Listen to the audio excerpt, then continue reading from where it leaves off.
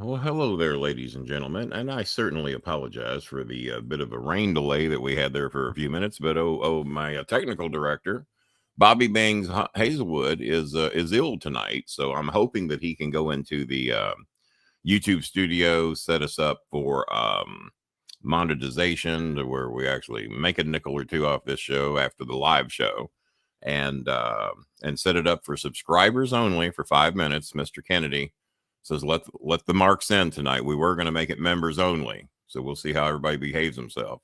It could go to members only in a heartbeat. I'm in a mood tonight. It's been a rough week. Scooby, you doing all right? Scooby says doing all right. So what we're going to do here is bring my guest onto the show immediately, because he's on a time limit, and we're not going to tell you what that time limit is. You just figure it out as the show goes on.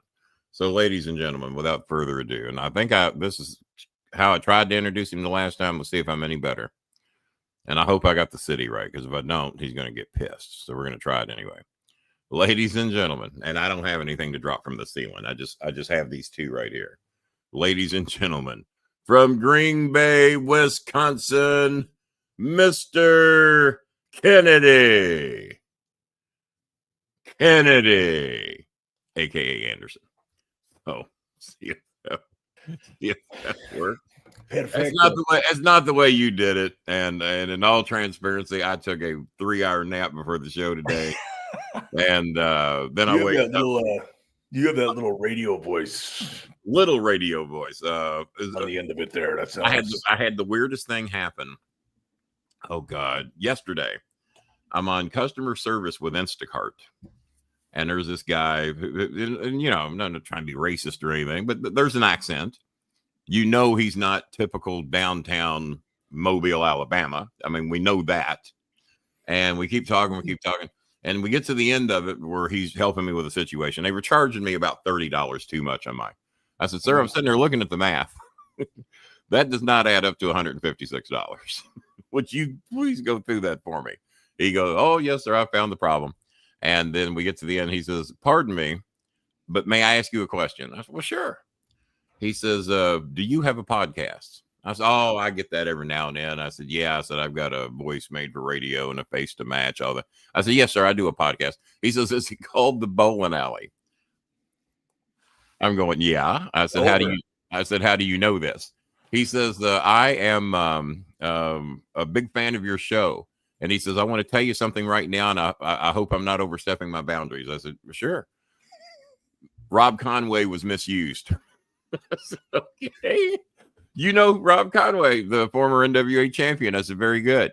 And he says, and I think the Basham brothers were misused. I said, pardon me, sir. I said, now, I'm not trying to be an asshole here. I said, but you sound like you were not born in this country. Am I correct? He says, well, I live here now. And I live in Northern California, San Francisco. He says, but I am from Alexandria. I said, well, I helped Jim Cornette move to Alexandria, Louisiana, and that's not where you're from either. He says, no, Alexandria, Egypt. Egypt. I'm going, you got to be shitting me. I said, not only am I blown away that you know who I am, I said, but the fact that you were telling me things that people have said to me, that Rob Conway was misused. He was he was a great promo. Yes, he was very good. It's amazing how much of a reach pro wrestling has around the world. Well, not only pro wrestling, but back then we were so even new at developmental. Yeah. And then you think about what came out of our developmental. And then you get to the final 3 of the pay-per-view last night. And this is a reach, but I'm going to do it. The final 3 were our guys. And you're going, well, how the hell is Seth Rollins our guys? Well, the week he got called up, they had filmed ROH at the OVW television studios where you had hailed for a bit of a time there. Yep. And me and Jimmy had come up with the idea combined to name him Jack Double Barrel Cannon. And he was going to be managed by this evil midget. This evil midget was going to make sure that he never lost. And Jimmy liked this goofy ass. And the reason this idea came up is because I could never think of the name Tyler Black. And I don't know. And he wasn't going by Seth Rollins yet. Right. And Kenny, who you talking about? Oh, God damn it. Jack Double Barrel Cannon. And that was the name I gave him just out of the blue. Yeah. And then Jimmy adds the part, managed by his midget cannonball. That's perfect. So we joke about this for weeks. And then there he is at OVW for the TV taping. And we drop this on him. He says, I like it a lot better than Tyler Black. Let's do it. So he liked the idea. The next week, he gets called up to the WWE. Wow. So I'm taking credit. That idea was so bad, WWE said, we better do something. We got to do something with this guy quick. Before he gets ruined by Bolin and Cornette. Yeah. So what was it like in, by the way, we have 113 live in here watching the show right now, which proves I'm not a draw because last night I did a little pre-show going up against the pay-per-view like a fucking idiot. And I haven't looked at the comments yet, but I'll get to it. We have some Filipino fans in here watching already, mainly Filipino fans. And I go head to head with the pay-per-view, and I think we peaked at 22.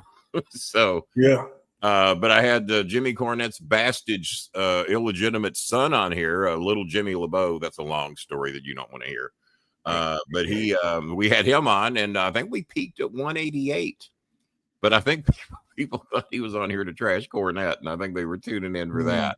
So, but this is the second biggest house we've had so far, and we'll see if it builds throughout the show. That would be nice. Bobby Bangs, I apologize for him not being here. He's under the weather, said he's felt like crap all day. Now, Mr. Kennedy, I would have, and I'm sure WWE has some rights to that. Now, do you primarily go by Mr. Anderson these days most of the time? Yeah, primarily Mr. Anderson. If they say, I can use Kennedy. I was going to say, if because I haven't heard anybody bitching whether you use that name or not, so I always use also known as, Yep. And so they don't give you any shit. And I think there's been a few in the WWE that have gotten by with that, to where they can use their gimmick name. I've heard there's like something new too, and this could just be rumor, but I've heard that they are allowing guys to once they leave the company to go on and use. And as far as I'm concerned, why wouldn't you? Because it's either not going to be heard, or at least they can reflect back to the days when they were there and think about the good old days, Because when you think Mr. Kennedy, the first thing I think of is that microphone dropping down from the center of the ring, and you over introducing yourself, elevating your importance. That no ring announcer is qualified to introduce you. And much like Cornette did with the Midnight Express, the ring announcers weren't allowed to introduce the Midnight Express. That was his job. And I don't know. I might have done that from time to time. But as a rule, I just let the ring announcer, because we wanted to eat up what the ring announcer was going to do for us. So it was just a different approach. Sure. But what gave you the idea to have a goddamn microphone fall from the sky? So like Boxing Days and introduce yourself. Yeah. So it was, there's like multiple layers to this story. The first part is I used to announce basketball games when I was in high school. Okay. And I didn't know that. Some point I just started doing the last name twice thing. People loved it. Even I would have parents from the visiting team come over and say, like, we'd really love that when you do it. Because I would do it for our players, and then I would just throw away their players' names, One of that center, 6'1", Bob. And there's something to that, because I remember when I was asked to introduce Jerry Lawler in Knoxville, Tennessee, and Jimmy and I always had this idea that if we ever got a chance to introduce Jerry Lawler versus Bill Dundee, this is how it would go. So we'll just say it was Bill Dundee, but it wasn't. It was Bobby Blaze.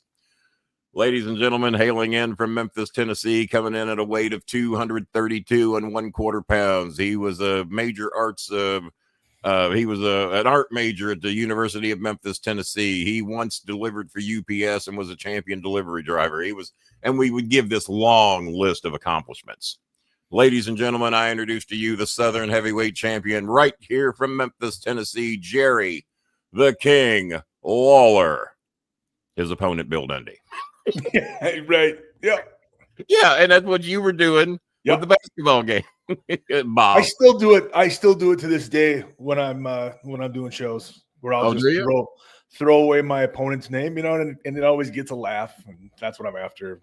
How many entertain, How many other shows have you done to where they have a microphone ready to drop from the sky for you?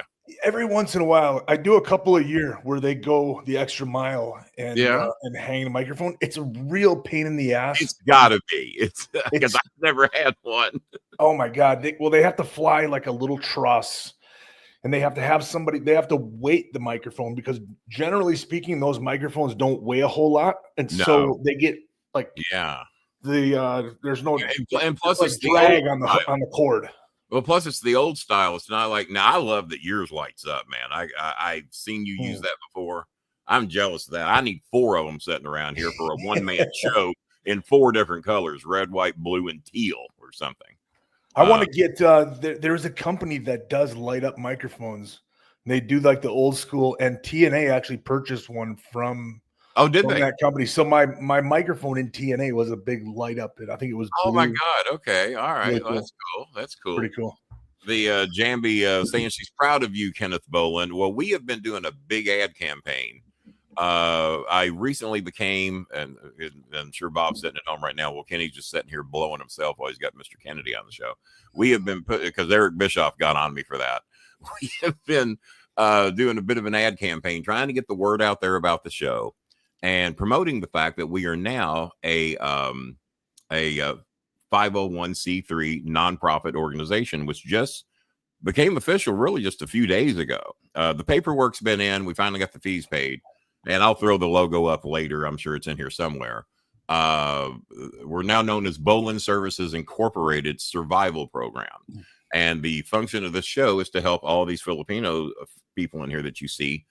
It's not so much they're going to live or die without us. And some will tell you that they might, that many times I had a family write me the other day, said they hadn't had food in 3 days. So we didn't wait to do a show to raise the money. We got the money and we'll try and make it back on the show. Yeah. We haven't had food in 3 days. Well, I tell you what, I'd do a show in 3 or 4 more days and you can eat then, so you can't really take that approach. Not if you don't have to.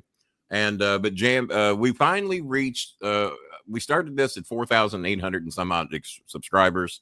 And I was so excited about it. And it was such a big deal to me. And there's people out there with hundreds of thousands of subscribers. I'm not one of them. Algorithms screw with me like you won't believe, because we talk about a lot of shit here, as you well know, that Google and YouTube and a lot of places don't like you to talk about. But I don't want to do shows that we can't speak our mind and how we feel about things. And so I have never catered to that. There are other podcasters that are terrified to say anything that's going to fuck with the algorithms. But we got to, at 6:25 in the morning, this morning, we hit our 10,000, we'll just say 10,000 subscribers. And I think we peaked when I called off the full court press of begging everybody to put our logo up in their cover photo on Facebook. We put up our cover photo. And if people ask you what it is, tell them what we do. And tell them to go to our channel and like and subscribe. Well, it's worked out pretty good, because for 3 years, I said at 4,900 forever. And we block some trolls, but we don't block as many as it acts like we're blocking. So, I'm very proud of that. We're over 10,000 now. There's a lot of good podcasts out there that don't have 10,000. So we're there. And you are the first guest on the 10,000 subscriber show. So there you go. Beautiful. Will we have 10,000 viewers? Probably not. There we go. So I'm going to introduce the Filipino families that we help here, or members thereof. Well, this is my cousin Matthew. He's not Filipino, but he did buy an autographed picture of The Undertaker to help support our show. I've got all kinds of autographs here. Never got one from you. Never got an autographed picture from you. But I've got so many autographs of all the guys that wrote Cody Rhodes, Morrison, Johnny Knight. You're talking me? Like I haven't seen one? No, I never got one. I never asked you for one because you got called up and I didn't see much of you again after that. Do you want to do the combo, or do you just want to do the 8x10 in the picture? Whatever you would like to do. Whatever you'd like to do. Me do the combo. So Matthew's my cousin. He just recently bought an Undertaker picture. You got to swing over here and pick it up. Eunice, my sweet Eunice, we have been helping her family since she was 14. She just turned 18 November 29th. You know who else has a birthday November 29th? 3 very famous wrestlers have birthdays on November 29th. Do you know who they are? No idea. Dirty Dutch Mantel, who I was just chatting with last night, and he got mad at me because I was making fun of him for not doing my show his first day out of the hospital because I booked him on the show without his permission. And remind me to ask you something about Dutch in a minute. Absolutely. There's nothing I don't know about Dutch, and ashamed I know most of it. Okay. But Herbert, Dutch Mantel, JBL, and Jerry the King Lawler were all born November 29th. Huh. And we have 3 fans of the show, Eunice, Chenny, and who's the third one? Eunice, Chenny. I'm leaving somebody out. Ruby May, who just turned 15. She's a fan of the show, and we help her family quite a bit. And just the sweetest kid, and she's very good at dancing. She's very proud of her TikTok videos. So those 3 kids all have famous wrestler birthdays. So those are 3 birthdays I don't forget because I don't forget Lawlers, JBLs, Sure. or Dutch Mantel. Go ahead and ask me your Dutch Mantel question. Is the gimmick a work or a shoot? Dutch? Yeah. He's in all transparency, Dutch is the fucking don't tread on me thing, right? Like, is that a work or a shoot? The don't tread on me thing. Yeah, when he was doing the American thing, the fucking libertarian conservative. Here's the story he's told me. Okay. Donald Trump was doing a show with him at one of the big, I can't remember if it was WrestleMania or what it was, but Donald Trump was there. Dutch takes credit for what Donald Trump is today because he said that Donald Trump came, and I believe him. He said Donald Trump, because you know Trump, he walks around in the back like he owns the damn place, does things he probably shouldn't be doing. But he walks up to Dutch, according to Dutch, taps him on the shoulder. He says, "Great thing you're doing out there. That's a." And I don't know if he used the word gimmick or not, but he was very. That's what he meant. Yeah, that's what he meant. And he said that he feels he inspired Donald Trump to become the person that he is today. I said, so you're the fucker to blame. You're the guy. But Dutch and I have been dear friends, I guess, probably since 1995 when we were. And Dutch told me how to treat the wrestling business. He was kind enough to pull me aside one day at an independent show that I didn't really want to work for. But he said, Kenny, your foot's in the door. You know, you've done some work down there with Nick Goulas in Nashville, but now you're up here in Louisville.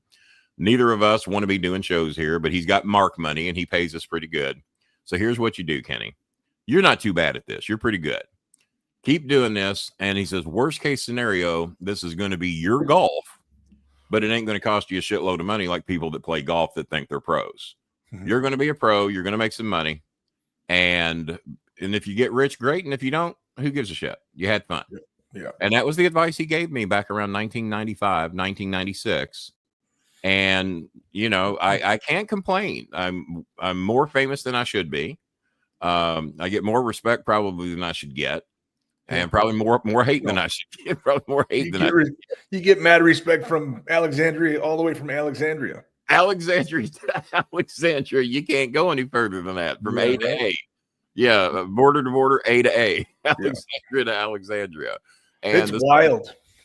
Yeah, someone asked me once, they said, I was chatting with this person, and they're looking me up as they're talking to me on the phone because they're wanting to know with this voice, what do you do?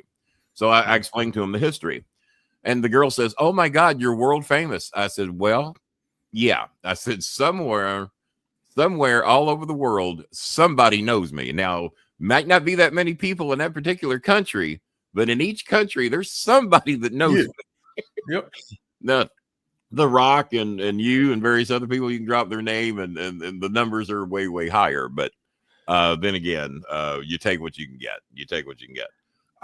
One of the coolest experiences that I've ever had was I was at a gym in Minnesota, and I, you know, like when somebody recognizes you, you can sort of see on their face from a mile away sometimes, you know. Right. And I just had a feeling that this guy was like a wrestling fan, and didn't really say anything to me. Waited until I was done. I was like sitting on the bench. What the polite fans do. Totally. And he came up to me and he was like, hey, I just didn't want to bother you while you were working out. But in very broken English, he told me that he was from Cambodia.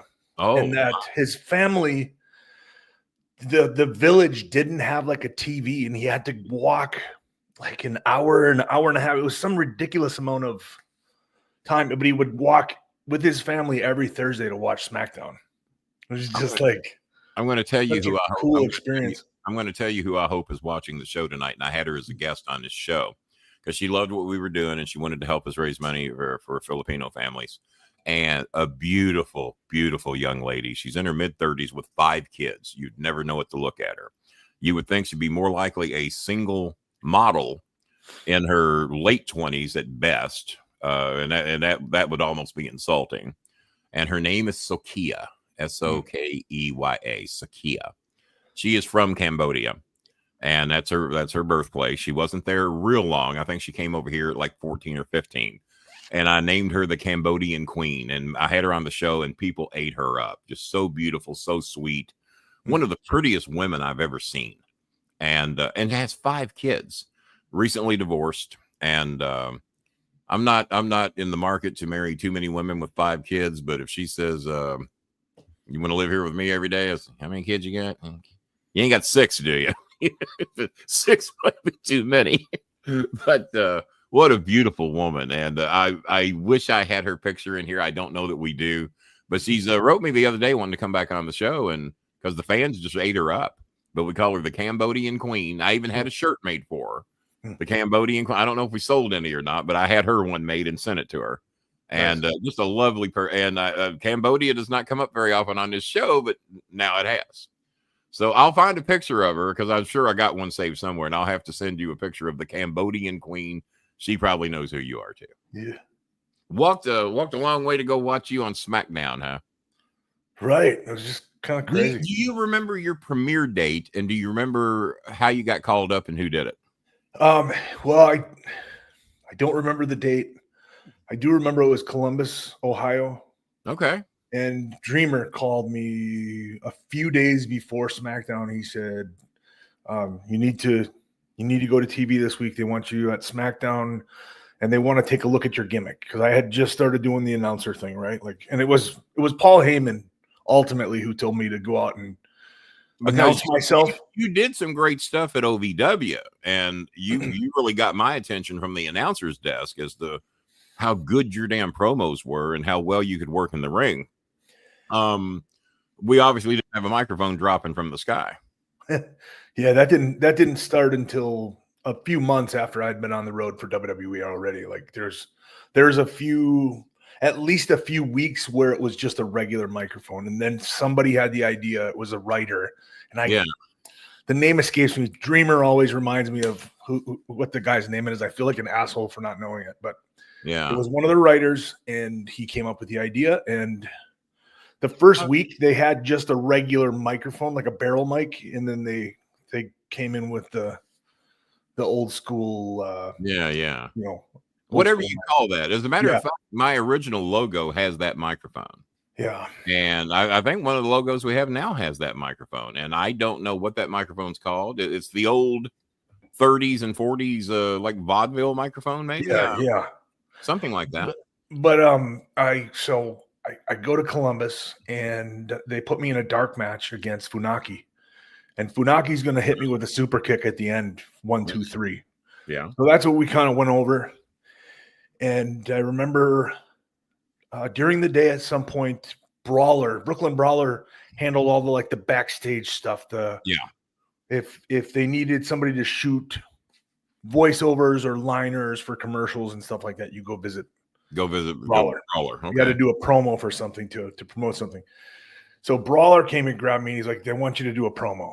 And so I remember I went in this room with him, and he was like, maybe you say something like this. And he would give me some ideas, whatever. And I would be chewing on that in my head and kind of formulating. And then he would go, or maybe you do this. And he would hit me with another thing, and it would kind of throw me off. So after the third or fourth time of that happening, I just said, I think I got it. Yeah, okay. And so I cut the promo, and I remember he pressed stop, or he cut, and he was like, that was really good. He goes, I'm gonna go tell Vince. Honestly, he goes, I don't just say that. He goes, I'm gonna go tell Vince. And so then So fast forward now, I'm in gorilla position. I'm doing push-ups. I believe Funaki and I were supposed to be match number 1. And for those out there, and probably a lot of them know, but for those that don't know, the gorilla position is. It's right where where the monitors are, where all the producers sit, right behind the curtain. They show a lot of backstage entrances these days, and the gorilla position is right. But you'll sometimes back in the old days, you'd see Vince sitting there. Yeah, and named after Gorilla Monsoon. Gorilla Monsoon, exactly. I had the honor back when I did my first ever show, did a Monday Night Raw. I shared a locker room. Listen to this locker room. My locker room was The Rock, Triple H, Test, and Billy Gunn. That was my locker room. Wow. How I got put in that, I don't know, because we were managing. Cool. I was managing Rico and Cena versus Brock and Shelton that night at Freedom Hall. Oh, wow. And that was my Freedom Hall. Been there a time or two. 19,000 people if you jammed them in there real tight. And now that we got the Yum Center now. And Freedom Hall still stands, though. It's still there. And did you attend some events at Freedom Hall? Definitely. Yeah. I'm in gorilla position. I'm doing push-ups, and I'm kind of going over what we're going to do. No, wait a minute. How many of the boys, because I guess you all, because being athletes, you all do that. I never did a push-up in the gorilla. I never did a push-up. Yeah, you got to get blood flow to the muscles, man. You got to get pumped up a little bit, jacked up a little bit. Some guys do you do push-ups. I mean, I remember like some guys would take like folding chairs and like curl them. Just anything to get the blood flowing. Just get the blood going. I got you. And it helps me kind of like get in the zone a little bit. Get psyched up. Psyched up. Mm-hmm.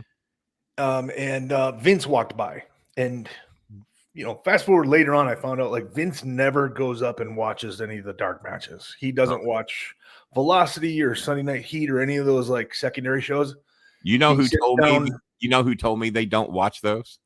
Who? You remember sweet Stevie Cool? God, he's does podcast with Russo now. Stevie Richards, is that his name? I used to. Stevie Richards. Stevie Richards was more or less in charge of Sunday Night Heat. We're doing a show at Rupp Arena, and I was talking to him. I said, "God damn, man, y'all doing some cool stuff over there at Heat." I said, "How you getting by with some of the stuff you do?" He said, "They don't watch that show. They don't watch it. They have no clue what I'm doing over there." Yeah, he's telling me that at Rupp Arena. And the Dudleys are there, and they just I think it was Dan Severin's last night, if you remember Dan the Beast Severin. Mm-hmm. So because he was back at the old building, he was brand new over there, and he said, they got no clue. They don't see it. Stephanie McMahon don't see that. Vince don't. They just send a crew, we do our shit, and we go home. They don't see that, and that was straight out of Stevie Richards' mouth. Mm-hmm. Yeah. So and then every once in a while, something would get over, and then like, they would. Wait a minute. Then they would start looking at it a little bit, and then they would get, well, you can't do this and you can't do that, Well, you know what? You say that it's much like Aaron the Idol Stevens and Eugene. And I don't know who this guy says he ain't dead yet, but let's bring him in. My co-host, if I can remember his name, from Arizona, the Coltrane. It's been a minute, just a minute. It's been a minute or two. So Bob is not able to help me tonight. Bob is sick. Bobby Bangs probably did the last show you were on. The Coltrane, I haven't seen in 6 months. I believe Coltrane was on the last one that I did with you. Probably was. Yeah, it was. Yeah. See, we're on to him. He comes on when the big stars are on. I'm not good enough for him to come and help me out. Issue but when the big stars are on here, he comes like a cockroach out of the woodwork. Somebody sprinkle crumbs. I got to come out. And the crumbs are sprinkled, and here comes Coltrane, without a doubt. He's been sitting in there for a while, and I go, that little motherfucker is going to sit there for a little bit. Yeah. Even though I do have the button to hit, I just decided. I figured you were being polite. I was being polite. He's got the executive button where he can pop in. Well, if you have the executive button, why don't you put me and you in the little boxes? Hell, maybe I don't know if Bob. There we go. Well, now I got to get Kennedy over here. Will that work? Okay. There you go. Yep. I don't need you, Coltrane. Get your big ass out of here. I got it. You don't need me, but they want me. See how it went up 20 as soon as I came in here. Yeah, we're up to almost 130 watching the live show. And that's the other reason you're in there. If there had been 15 in here, you wouldn't have showed up.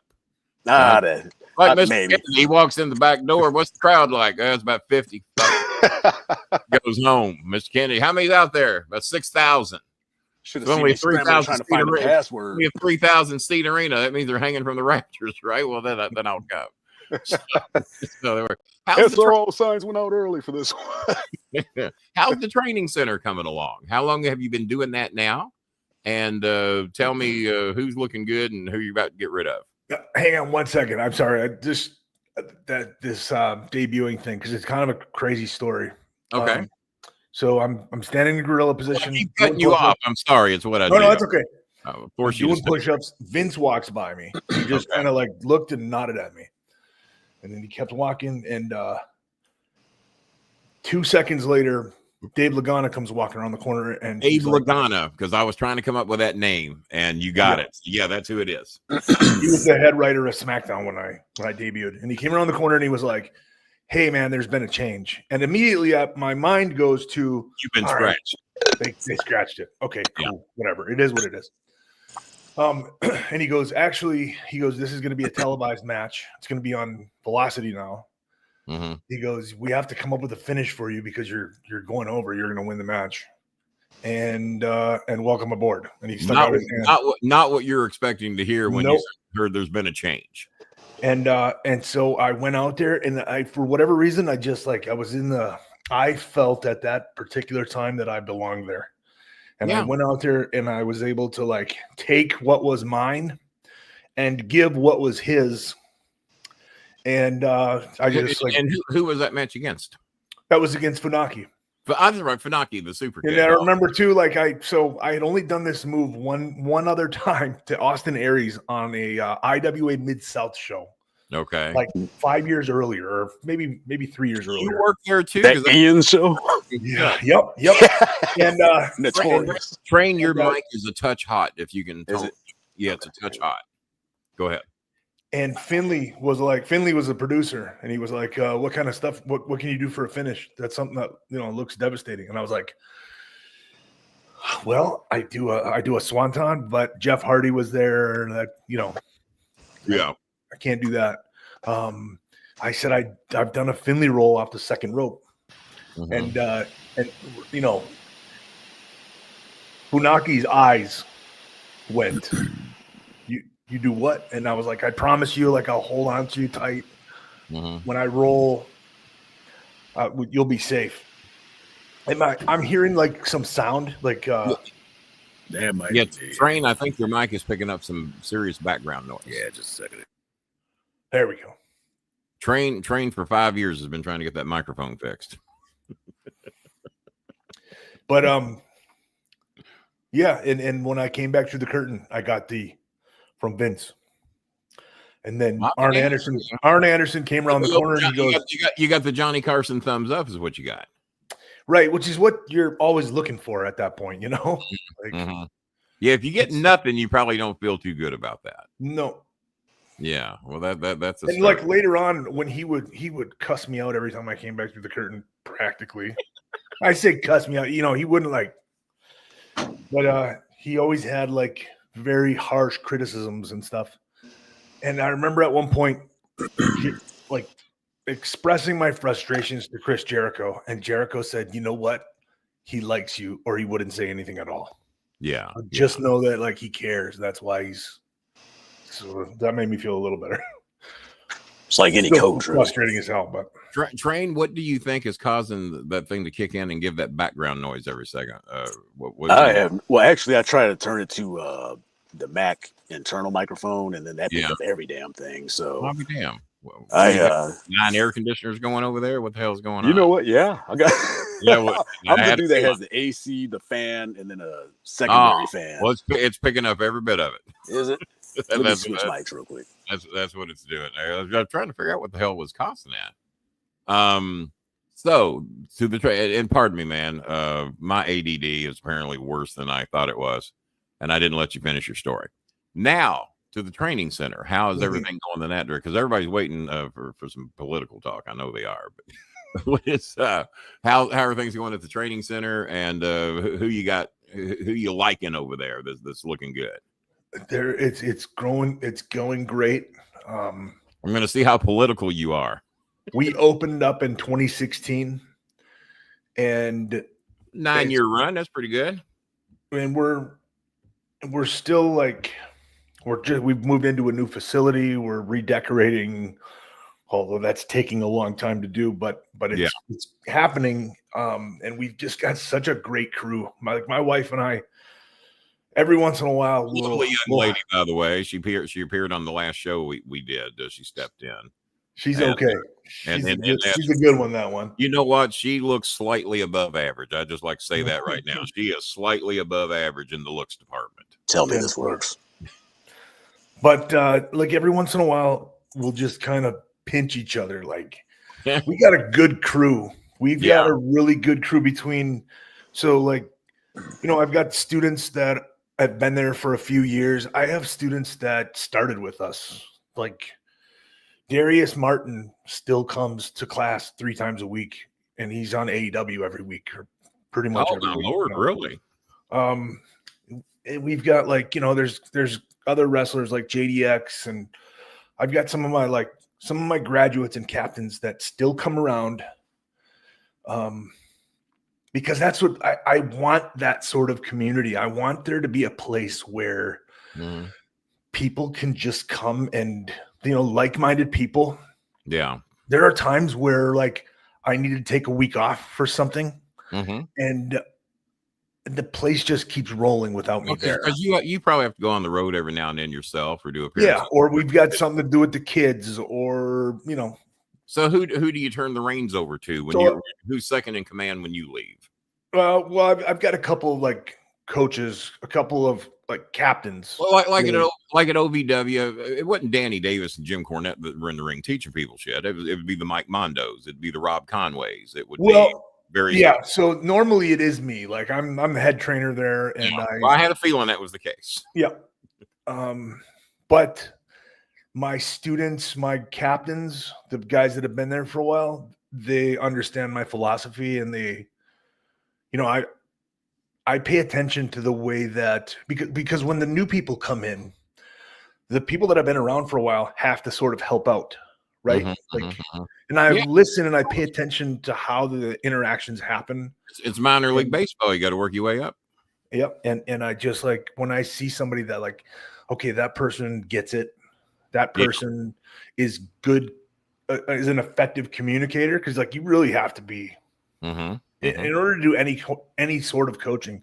I look back when I first started 2016, 2017, I would lose my mind. And when I say lose my mind, like I'd throw my hat and I'd cuss a little bit, but like, it was really frustrating. And the frustration looking back on it was more, I didn't know how to communicate what I was meaning. And so it was like, I was more frustrated with myself. It's a lot like great baseball players that don't make the transition to be great baseball managers. Many of the great managers of baseball weren't that great of baseball players themselves. And that's why people thought Pete Rose was going to struggle, is that they did not think that he could translate from I'm the greatest baseball hitter of all time to now I'm going to be the greatest baseball manager of all time.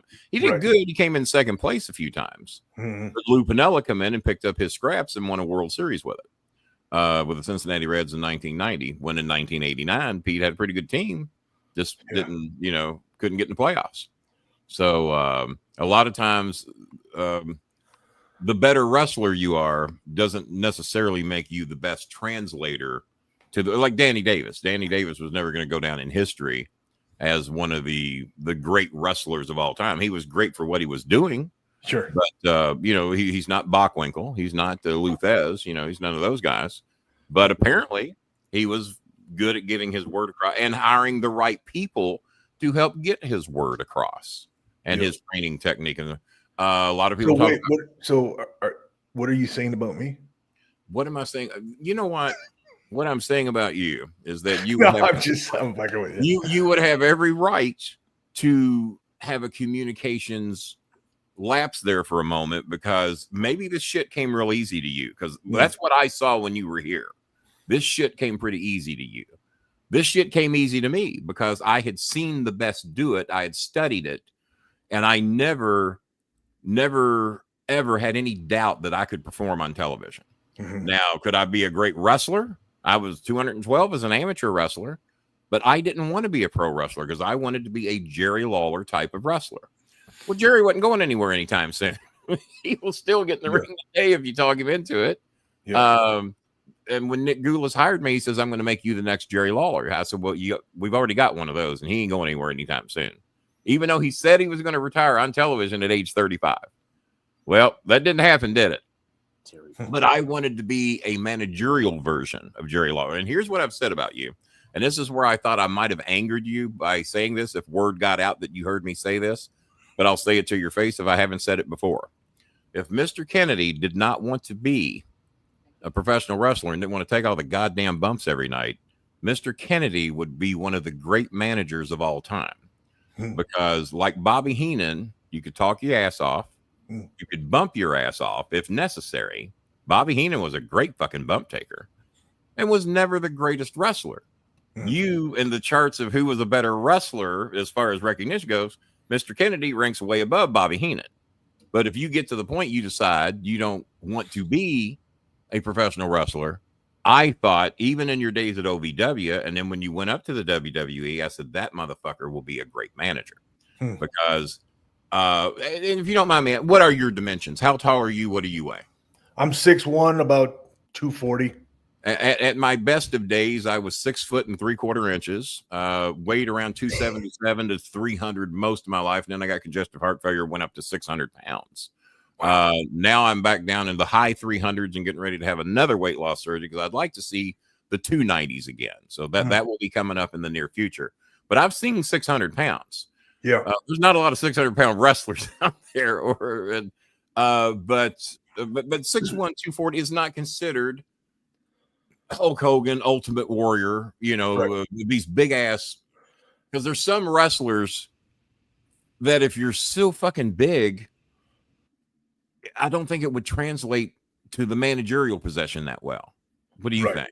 Well, that was the problem that DDP had originally. Well, there you go. Yeah, he's a big guy. Yeah. He started out as a manager and they were like, this guy's fucking towers over everybody. Yeah. And Kevin Nash, when he was big, they brought him out there mainly as a second, not really a manager, but a second, the beef in the room. But you, on the other hand, and there's not a lot of wrestlers I put in that category.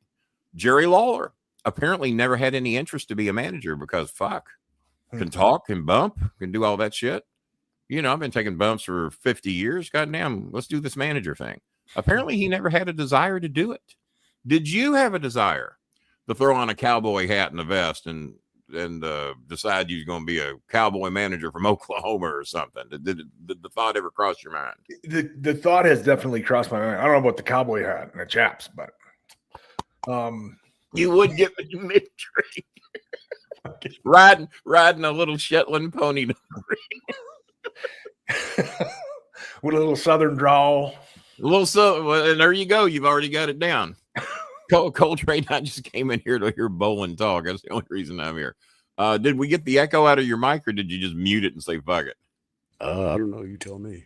Okay, well, we hadn't heard anything in a while. Maybe the situation is curious. That's because it was it unplugs itself ever so often. So is that what it is? Money for this thing. Well, by the way, and this is always the problem when we have big celebrities on the show. They get enthralled on the show, they watch, and the fuckers never want to donate. We have one donation, so let's give him some credit. The donation people. Well, actually, we have 3 because I've been holding 2 of them back. We have how many people we got? 125. That's a lot of people. TC from the NC has made a $10 challenge. He says, surely to God, these people can wrestle up $10 to help feed all these Filipinos that are watching the show. We also have, and I got to find it here because they sent it in early. We have a $20 donation from England. I say he's from Bath, England, even though he knows where it's at, but he doesn't live in Bath.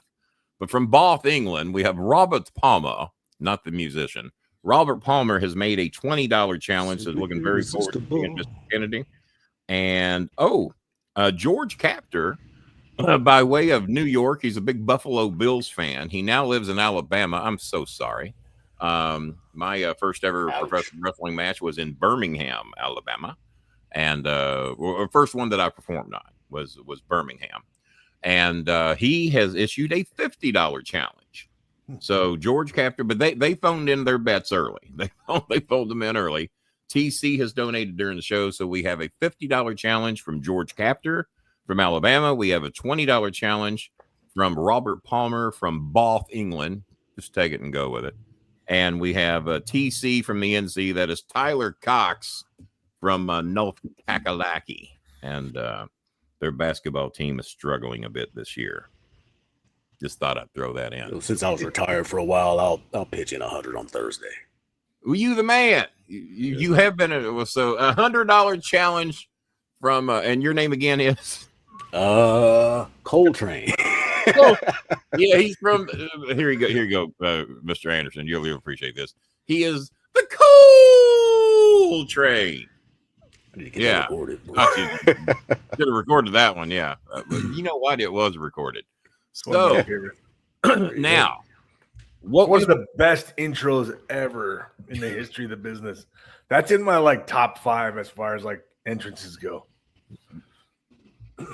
Which one? With the Godfather.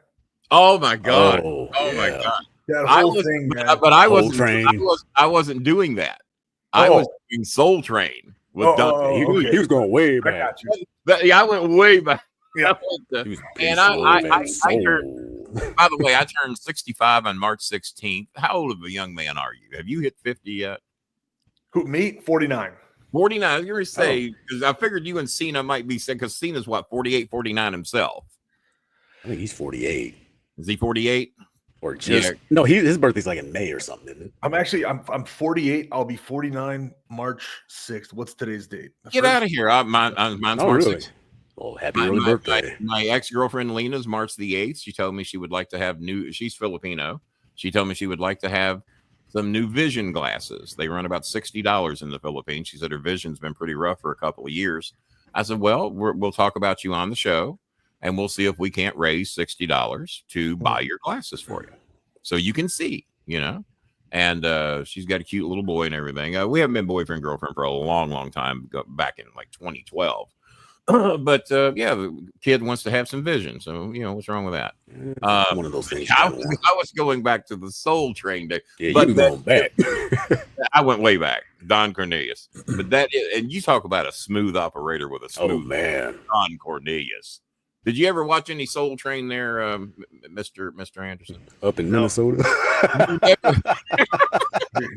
Was Soul Train banned in the state of Minnesota? None of the local affiliates. I'm actually from Wisconsin, and I don't even recall it being what was it, like a Saturday or a Sunday thing? It was like Saturday morning. Saturday mornings, 11 o'clock, give or take. It was on our Fox 41 affiliate down here. I can't even remember the channel it was on. And from the time that I was a really little kid, and I made him from Minnesota to really.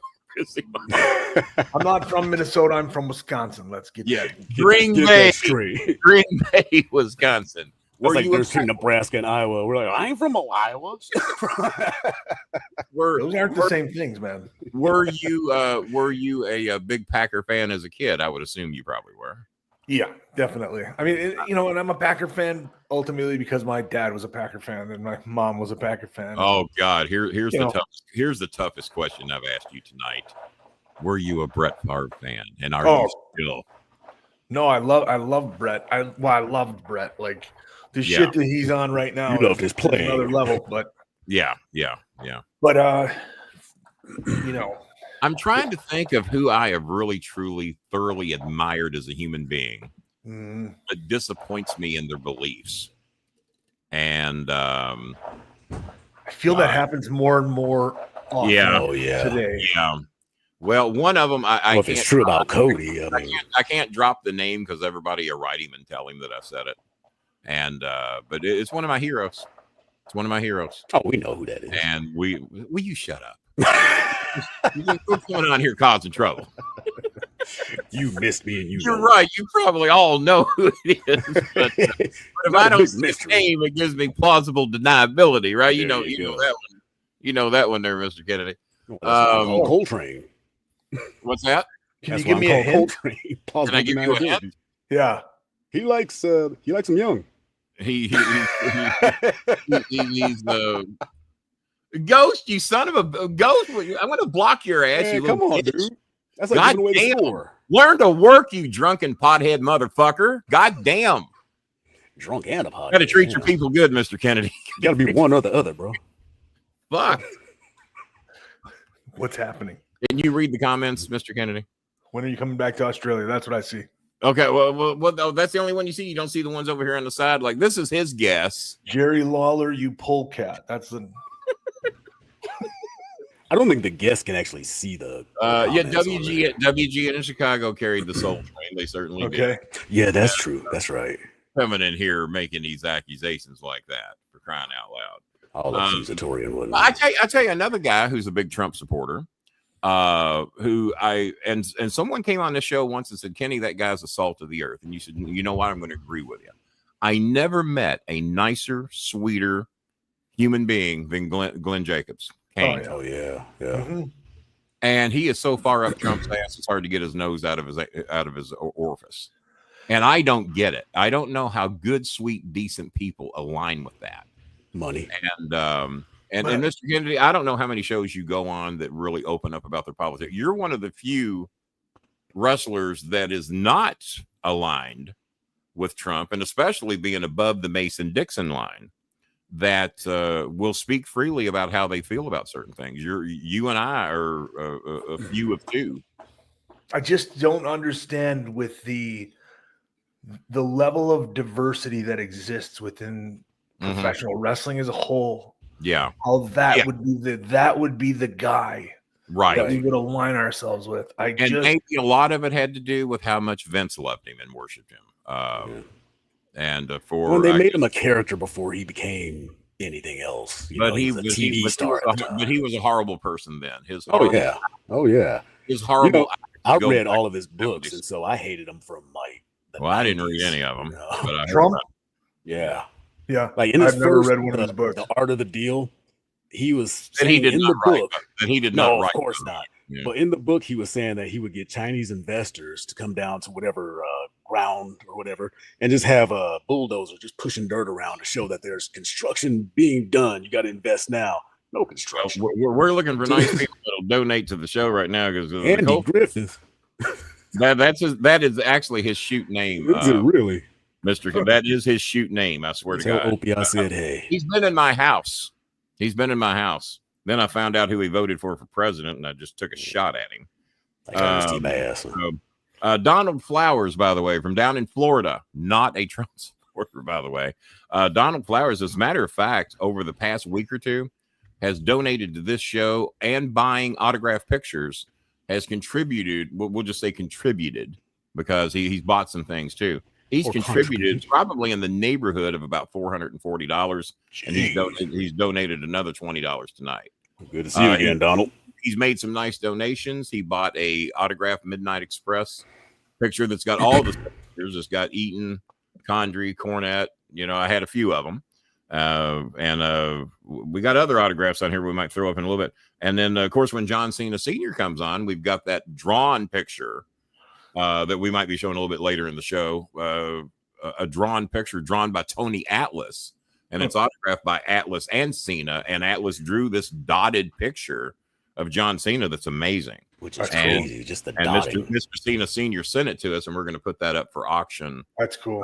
Again on the next show, and Cena will be here Tuesday and Thursday, and boy, is he going to have a lot to talk about. What did you think of... I'll give you my opinion real quick, and then you can shit on anything I'm about to say. I thought it was one of the better. Well, what's the word I'm hunting for? Ruses. I thought the opening was hot as shit with Jade Cargill, and I thought the finish, there were some things in there I loved. A couple of things that with my son, said I shit on because I didn't like how it was done. But it was one of those things, in my opinion, you couldn't fuck it up at this point. No, sitting back looking at this, was picking it apart. And I'm sure Cornette probably picked it apart too, and others that have been in the business for a while. But in my opinion, once Cody Rhodes says, Rock, go fuck yourself, you You couldn't fuck it up after that. And is then, that what did he say that? He actually said that. It did not get. He said, "Go fuck yourself." Did not believe it. I'll send it to you. I assumed you probably watched it. This makes me angry a little bit. Shit. This kind of makes me angry, upset. Go ahead.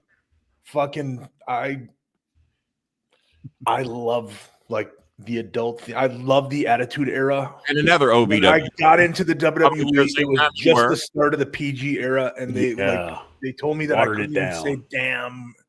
You know, like you couldn't say ass. You couldn't say. It was crazy. And to go no.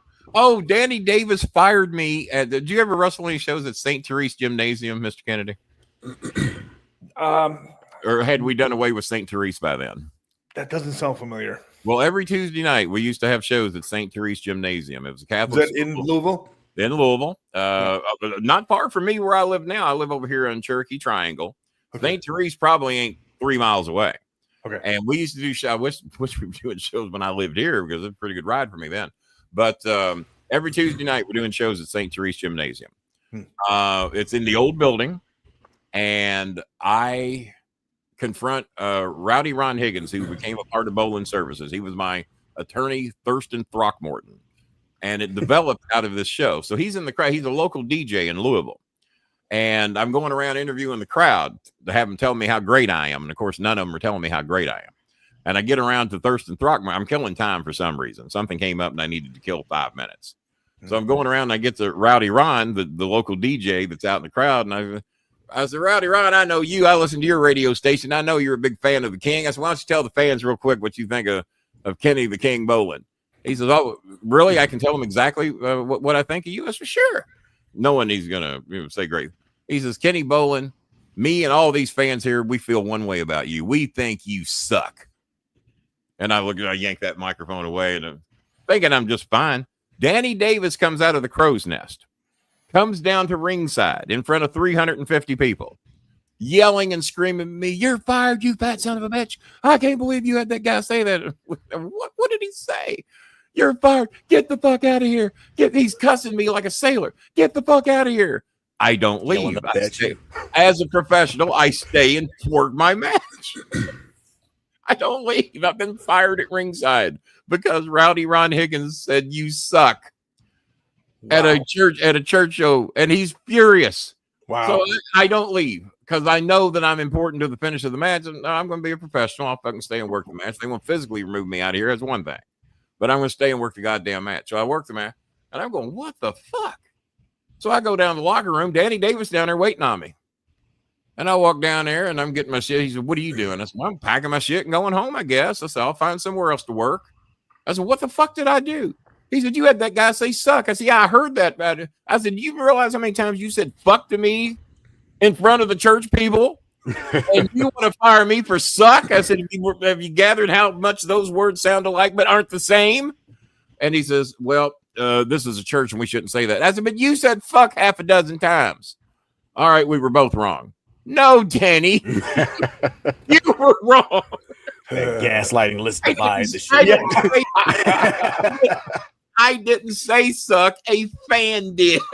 Well, but I got fired at ringside. Have you ever been fired at ringside during a match? Never. I bet most people haven't. But I did, however, come back through the curtain after a promo on Raw. Okay. Where I honestly was like walking up the ramp, kind of like. Because if I know you, you took your liberties every now and then and added shit, did you not? Because I know I would. Yeah, a little bit, but at the time, you really couldn't. Like, you'd get. You really get range. I never had to work. Script. I never had to work under their shit because Jimmy said that's why you wouldn't last 2 weeks. He said, if you went up there on the full-time roster, Bolin, you wouldn't last 2 weeks. They'd fire your ass in a heartbeat because you ain't going to do what they tell you to do. Right.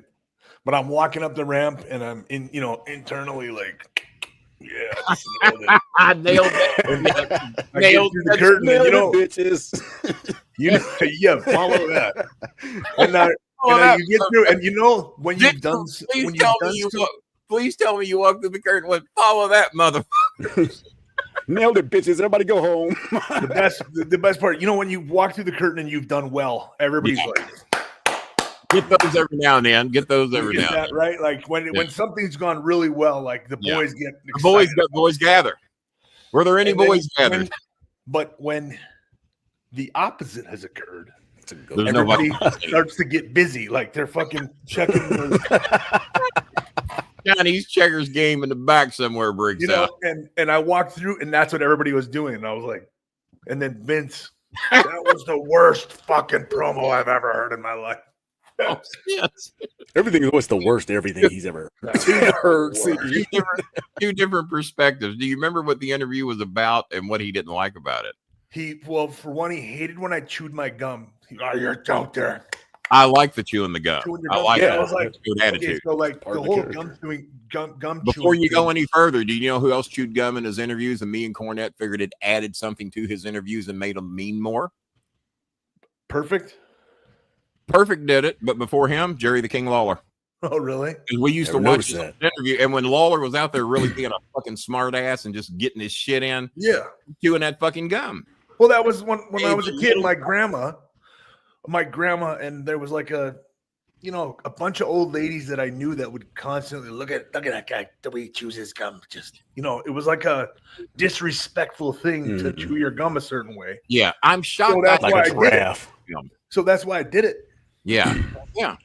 Because I'm trying to be a dick. I don't want you to like. And Kurt Angle, not Kurt Angle, but Mr. Perfect did it. Mm-hmm. Yeah, Kurt Hennig. And but no, I'm shocked. That's one thing I didn't steal from Lawler, because me and Cornette figured out in the mid '70s, gum chewing is part of it. Because it just gives him just a touch more arrogance. It's that high school prick. Yeah, the high school prick. Yeah, the high school prick. So, so it was more over the gum than it was the content. Well, no, that was just like that added fuel to the fire. That was one of the things that he didn't like, and also he had just given us this new directive that we weren't allowed to interact with the crowd. Like seriously, he's like, I know it goes against everything that you guys have been told. However, he goes, the most important thing right now is the television audience. That's what we're after. So, okay. I don't care if they yell at you. And so I remember, they started doing the what thing. And not only does I think Steve did not ignore them, if I remember correctly. No, but so I'm already trying to remember 2 pages of dialogue for this promo. Yeah. And, it's one of those situations where like it was 2 or 3 pages that I had to memorize. Right. So I'm trying to remember, trying to stay on track, which to this day, I hate memorization and stuff. No wonder we get along so good. Yeah. They finally just took that off the table with me, and they had to go to bullet points. I said, Jimmy, I'm not going to memorize. I'm not you. I'm not you. Yeah. So they blew up the bullet points, and shit went much better after that. That's the best. That's my favorite bullet point. Jimmy said I once did a 17-minute interview. He threw a pencil at me during the interview from the desk at the 17. Old. And I'm 17 minutes in a 12-minute interview, and I have not. He says you had not said one word I asked you to say. I said I can't remember any of it. So he said, "Oh, it was a great promo if we knew what the fuck you were talking about." But the content I was looking for, he said, out of your 17 minutes, you never said a word of what I asked you to cover. But the shit was good. I said, well, I figured at the 12-minute mark when the pen come flying that something was wrong. The pen. That's great. So he had to come to the ring and get me to leave because I wouldn't end the promo because I couldn't remember what he wanted me to say. So we went to bullet points after that, and it went much better. What was the pen, the cue normally? Yeah, the pen was the cue to shut the fuck up in this interview. Take it home, right? And I didn't because I wanted to remember what he wanted me to say. I couldn't. It just was not coming. So I figured if I talked long enough, it was going to come to me. Or maybe Dean Hill would say, bounce because I got to get with my in-laws. But Ken, we talked about a common friend that we had. Don't mention his name, but you would be surprised how big a trumper he is. Oh yeah, he was a guy, skull crusher. But yeah. So, and I don't know if it's been some accidents or what. But Kenny, do you have the Ben Hameen video? The one that we play on the show from time to time? Yeah, probably. Okay. Go ahead and play that. I got to bounce, but play that. Ken, look at the bottom of the screen the entire time. Okay. All right, we'll do it. All right, let me see if I can find it real quick. All right, Phil. By the way, that's when I was sexually assaulted by Jim Cornette, by the way. No. Sexually assaulted me. Look at the pleasure. Look at the pleasure. Were you 15 there? No. Thanks. No. That's 1993 in Barberville, Kentucky. So I am 33 years old there. I'll be 65 in a couple of weeks. Holy shit. I'm going to go ahead and show you some of these. Look at this. There you go. That is myself, Lex Luger. Is that Kevin Nash in the background there? Thank God you know who it was. I've had people telling me that that's not Nash. Nash that night invited me and Chris to come to Cincinnati for Monday Night Raw. That's at Louisville Gardens for an In Your House pay-per-view. You remember those? Oh, yeah.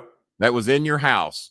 Luger, looking only like Luger can look back then, came over and posted a picture with me and Chris in our matching Miami Dolphin jackets. And Nash was not invited to be in the picture. And I forgot who took the picture. Might have been Cornette. Great.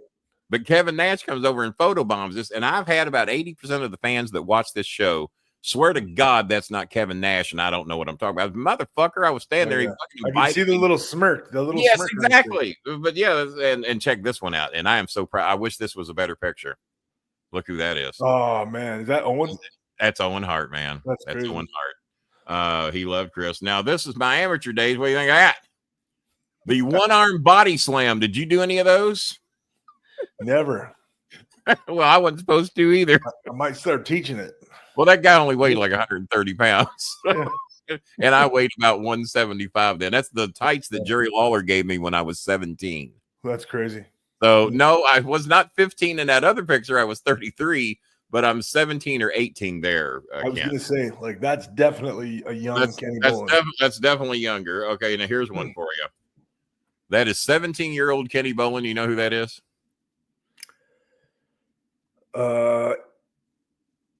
Austin Idol. Austin Idol. Would you have got it? That's what I was leaning towards. Okay, Austin Idol was my son's opinion, who is a real student of wrestling. You would have loved to have had him in your classes. Is a huge fucking fan. He said that he should have got the run instead of Hogan. The promos, the look, oh God, and he was light years ahead of Hogan at that time. Hogan didn't know what the fuck he was doing. I believe he has a wrestling school, and if I'm not mistaken, when I was at NWA, there was like a little promo that NWA was running on their show for Austin Idol's school. Yeah, okay, I didn't know that. Yeah, that is backstage at Rupp Arena, and that is me and Austin Idol there. Those other pictures I showed you of Nash and Owen Hart, that is backstage Louisville Gardens at an In Your House. That is me, Adrian Reynolds. You know why Adrian Reynolds to the right of me is technically more famous in LaGrange than I am? Why? That's my apartment in 1975. No, I take it back, 76. Me and Cornette have just become friends. That is Cornette's pajamas I'm wearing with my underwear over the top to turn them into tights. There we go. I got my knee pad. That's Cornette's knee pad. That is Cornette's mask. Jimmy Cornette took that picture. That is 1976, 117 West Main Street, LaGrange, Kentucky. The guy to the left that I got my arm around is my manager, Mike Heilman, who thought he was Sam Bass. I thought I was Jerry the King Lawler. I wanted a match against Cornette that night, but I couldn't wrestle Cornette because I already had one title. So I went as the ex-destroyer or something so I could beat Jimmy for his belt because I already had a belt. So I could not go as Kenny Risen. I had to go as that. The guy to my my right as I face the screen, his name is Adrian Reynolds. Okay. He was beaten up and killed by the Louisville Police Department back in the mid-90s. I heard about it on the radio going to see my girlfriend in Patoka Lake, Indiana. Bill Clinton came to Freedom Hall and did a big campaign speech and held Adrian Reynolds' picture over his head to have justice for Adrian Reynolds because the Louisville Police Department beat him up and killed him in jail. And people said, Kenny, you'll never be as famous as Adrian Reynolds. No president is ever going to hold your picture above their head. Right. I think Trump might when he puts me on the wanted list. So, there could be hope yet. That is me and my mother and my brother Timmy John Razor, another diehard Trump supporter.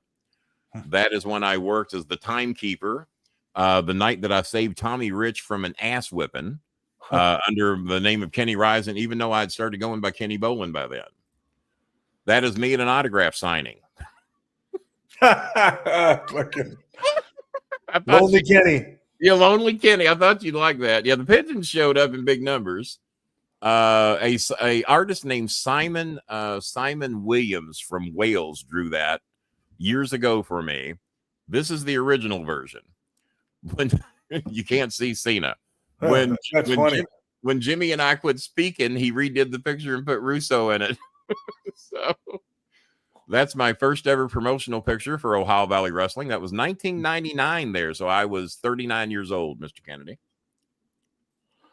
39. That is me, the great Mike Mondo and Carlito. Is that Carlos?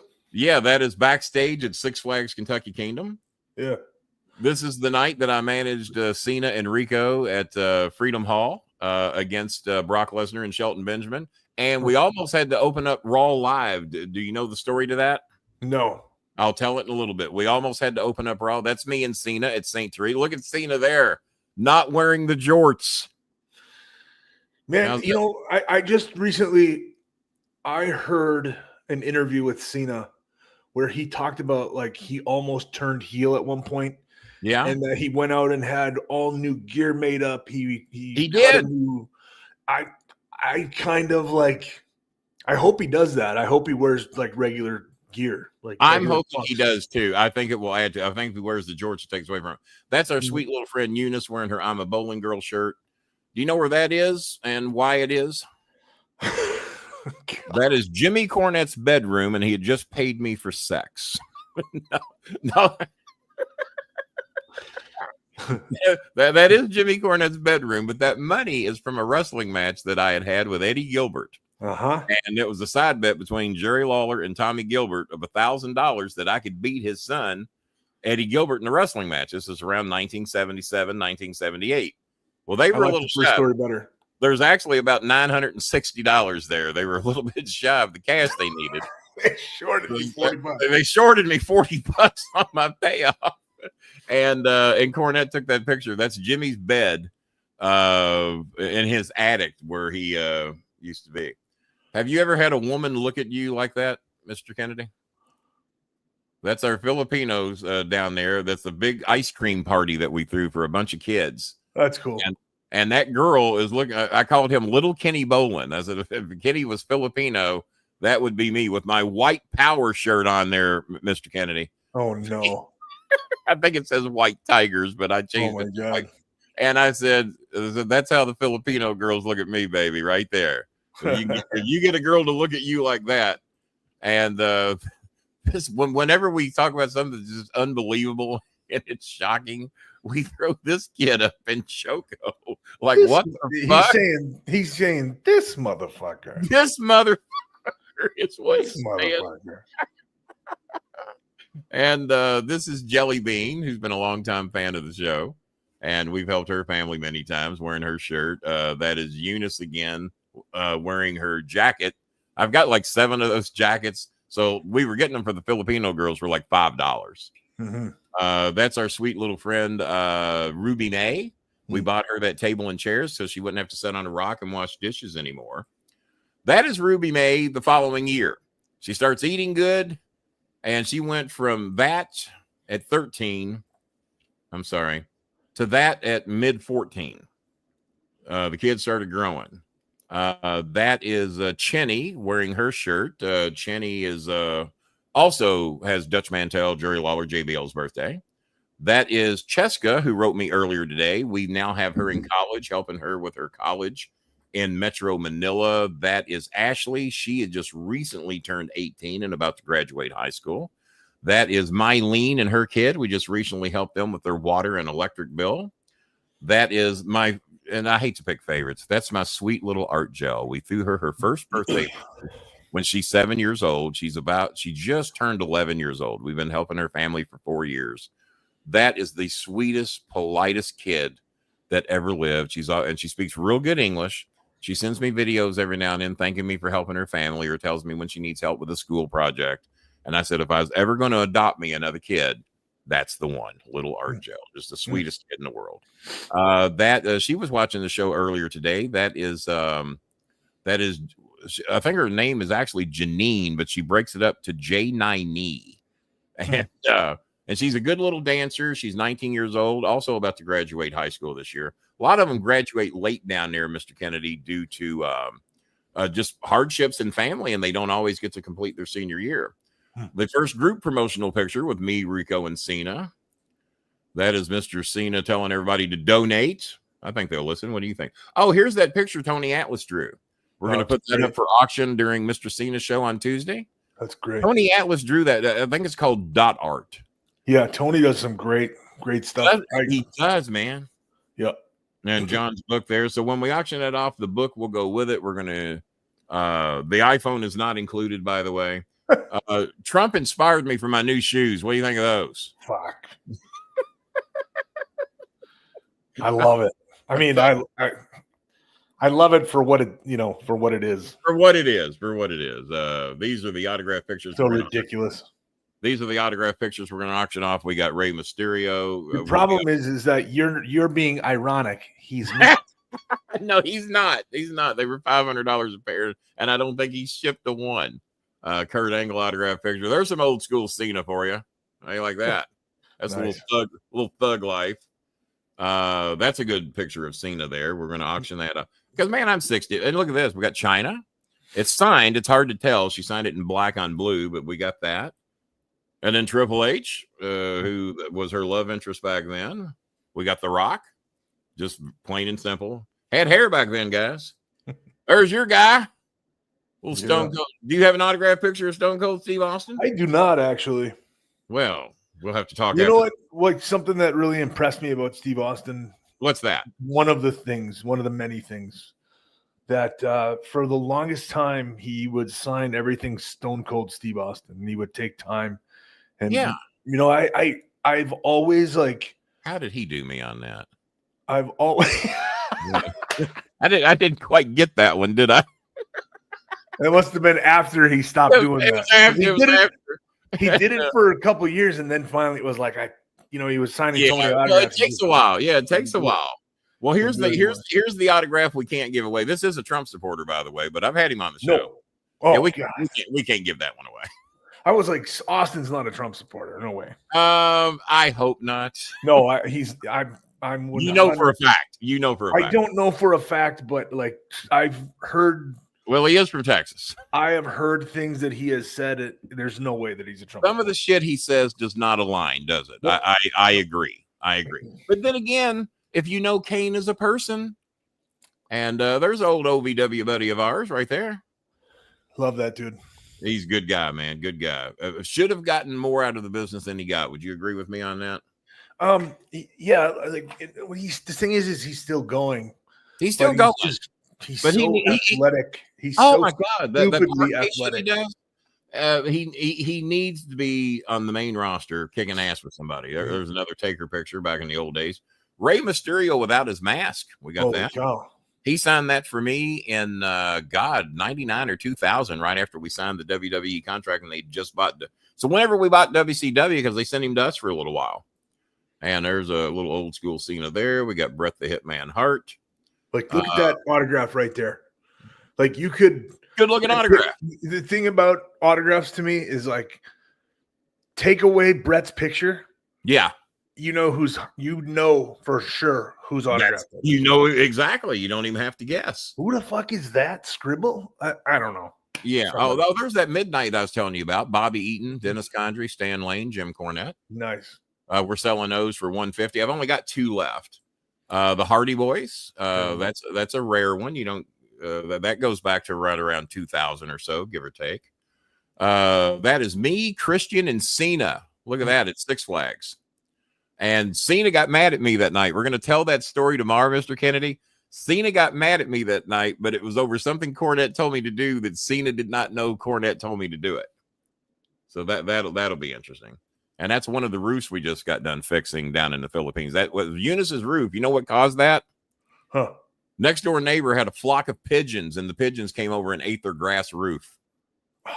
Wow. And there's where we had putting up a part of a tarp, and then we decided to go ahead and just put a real roof on it. Because so we did away with the partial tarp there. But yeah, the pigeons came over and ate her damn roof.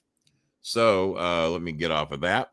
I know that you are somewhat pressed for time. What time do you got to check out of here? Because I don't want to make you late for your next thing. I got about 35 more minutes. Can you hold the fort down for like 2 minutes? Absolutely. I'll be right back. We'll switch places with you and then bring you back when you get back.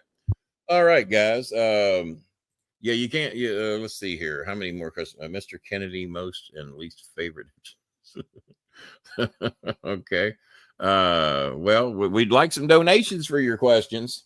China was something else. There's no doubt about that.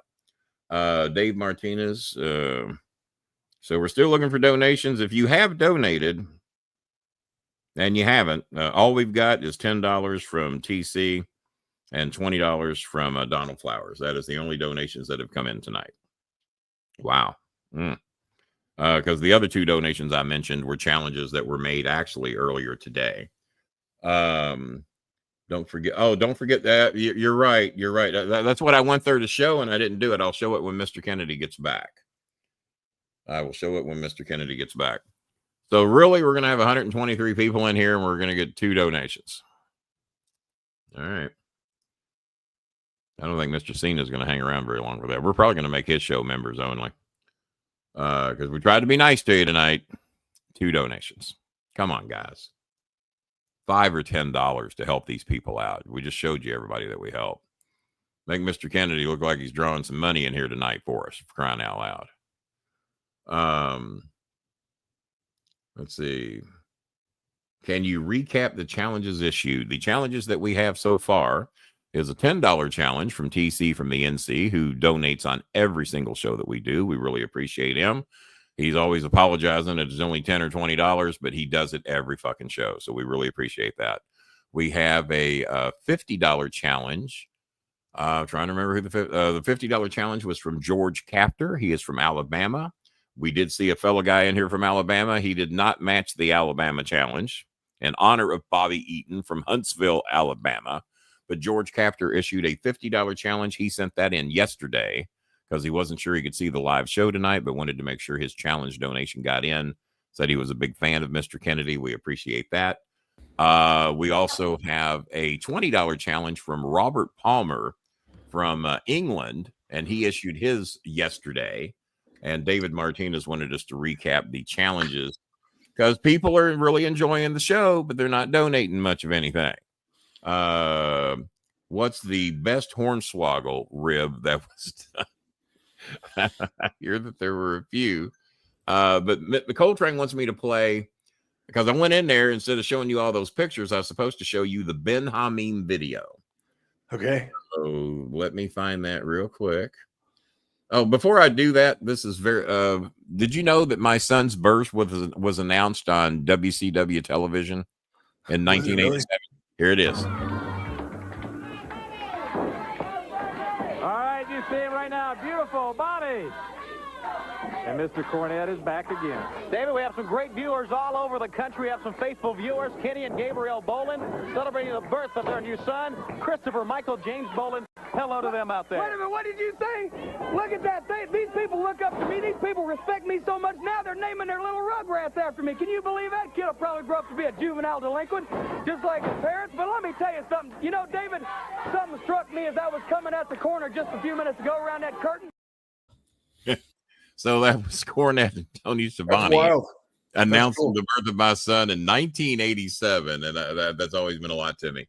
Here is the Ben Hameen promo, talking about trying to cancel us for our opinions. Here you go. Previously on the Bolin Alley. It is. And I do want to get back to that 1 second, King. Yeah. Appreciate the manager questions and keeping it light in wrestling. Right. But what I don't like and I will not sell for, and what I think Disco Inferno had a great point on keeping it 100, there needs to be a line in the sand. The peanut gallery does not get to dictate the conversation. They do not get to say, oh, you were making money off of Cornette's thing. That's the only reason you went in. Yeah, guess what? We're independent media journalists, broadcasters within 1 degree of separation who have the real information, but you're still going to wait and go to PW Insider to Mike Johnson and whatever. You just want to come strapped to take shots at King B. You're never going to cancel us. We own our own shit. We're the bosses.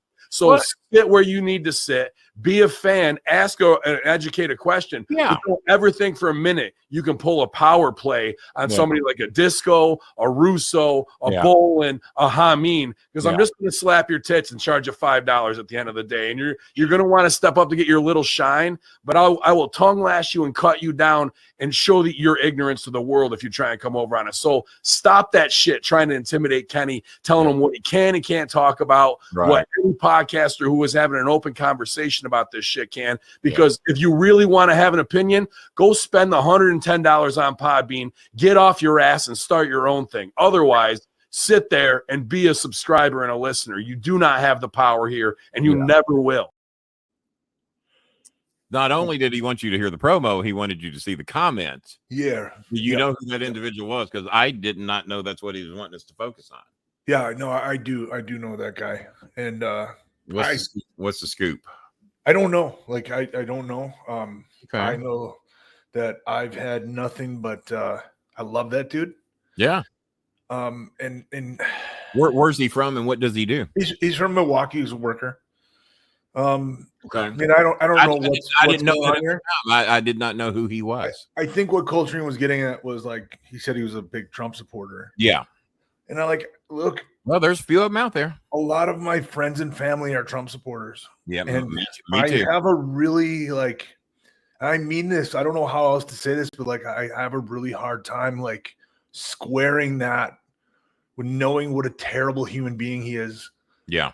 And I can't. How do my friends and family who are good people, whom I know are good people, who are intelligent people, how can they not see what I see?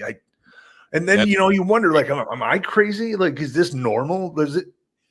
Well, when I don't think so. When 86% of the world agrees with us, it's kind of hard to label us as the crazy ones, because about 86% of the world sees what we see, and then there's we live in a fucking bubble, Kenny. The U.S. is this tight little. We're indoctrinated from the time we're very young to. We are. America's the best. America's the best. We're the best. We have the best of everything. But you know what's really enlightened me, and you wrestlers would come into play with this. You've seen the rest of the world. My son has done a lot of world traveling, and I not only have I seen it, I haven't just and lived it in and out, but I've my wife is Australian. Yeah. I have good friends. I've spent a ton of time in England and all these other places where there's no this notion that we're so free that there's some special type of freedom that exists here that the rest of the world doesn't understand. Right. The rest of the world is free. They have the same freedoms that we do. Yeah. I feel like they have more freedoms than we do. In some cases, it's like this. We get this fucking illusion of freedom. The freedoms that we have here are do you want a white car or a blue car? goddamn close. You can't even my mother has in front of her house the sidewalk where because it's cold, it gets cold there, it's rain, it's snow summer, winter, summer. So the sidewalk lifted up maybe a half an inch or an inch, these two squares.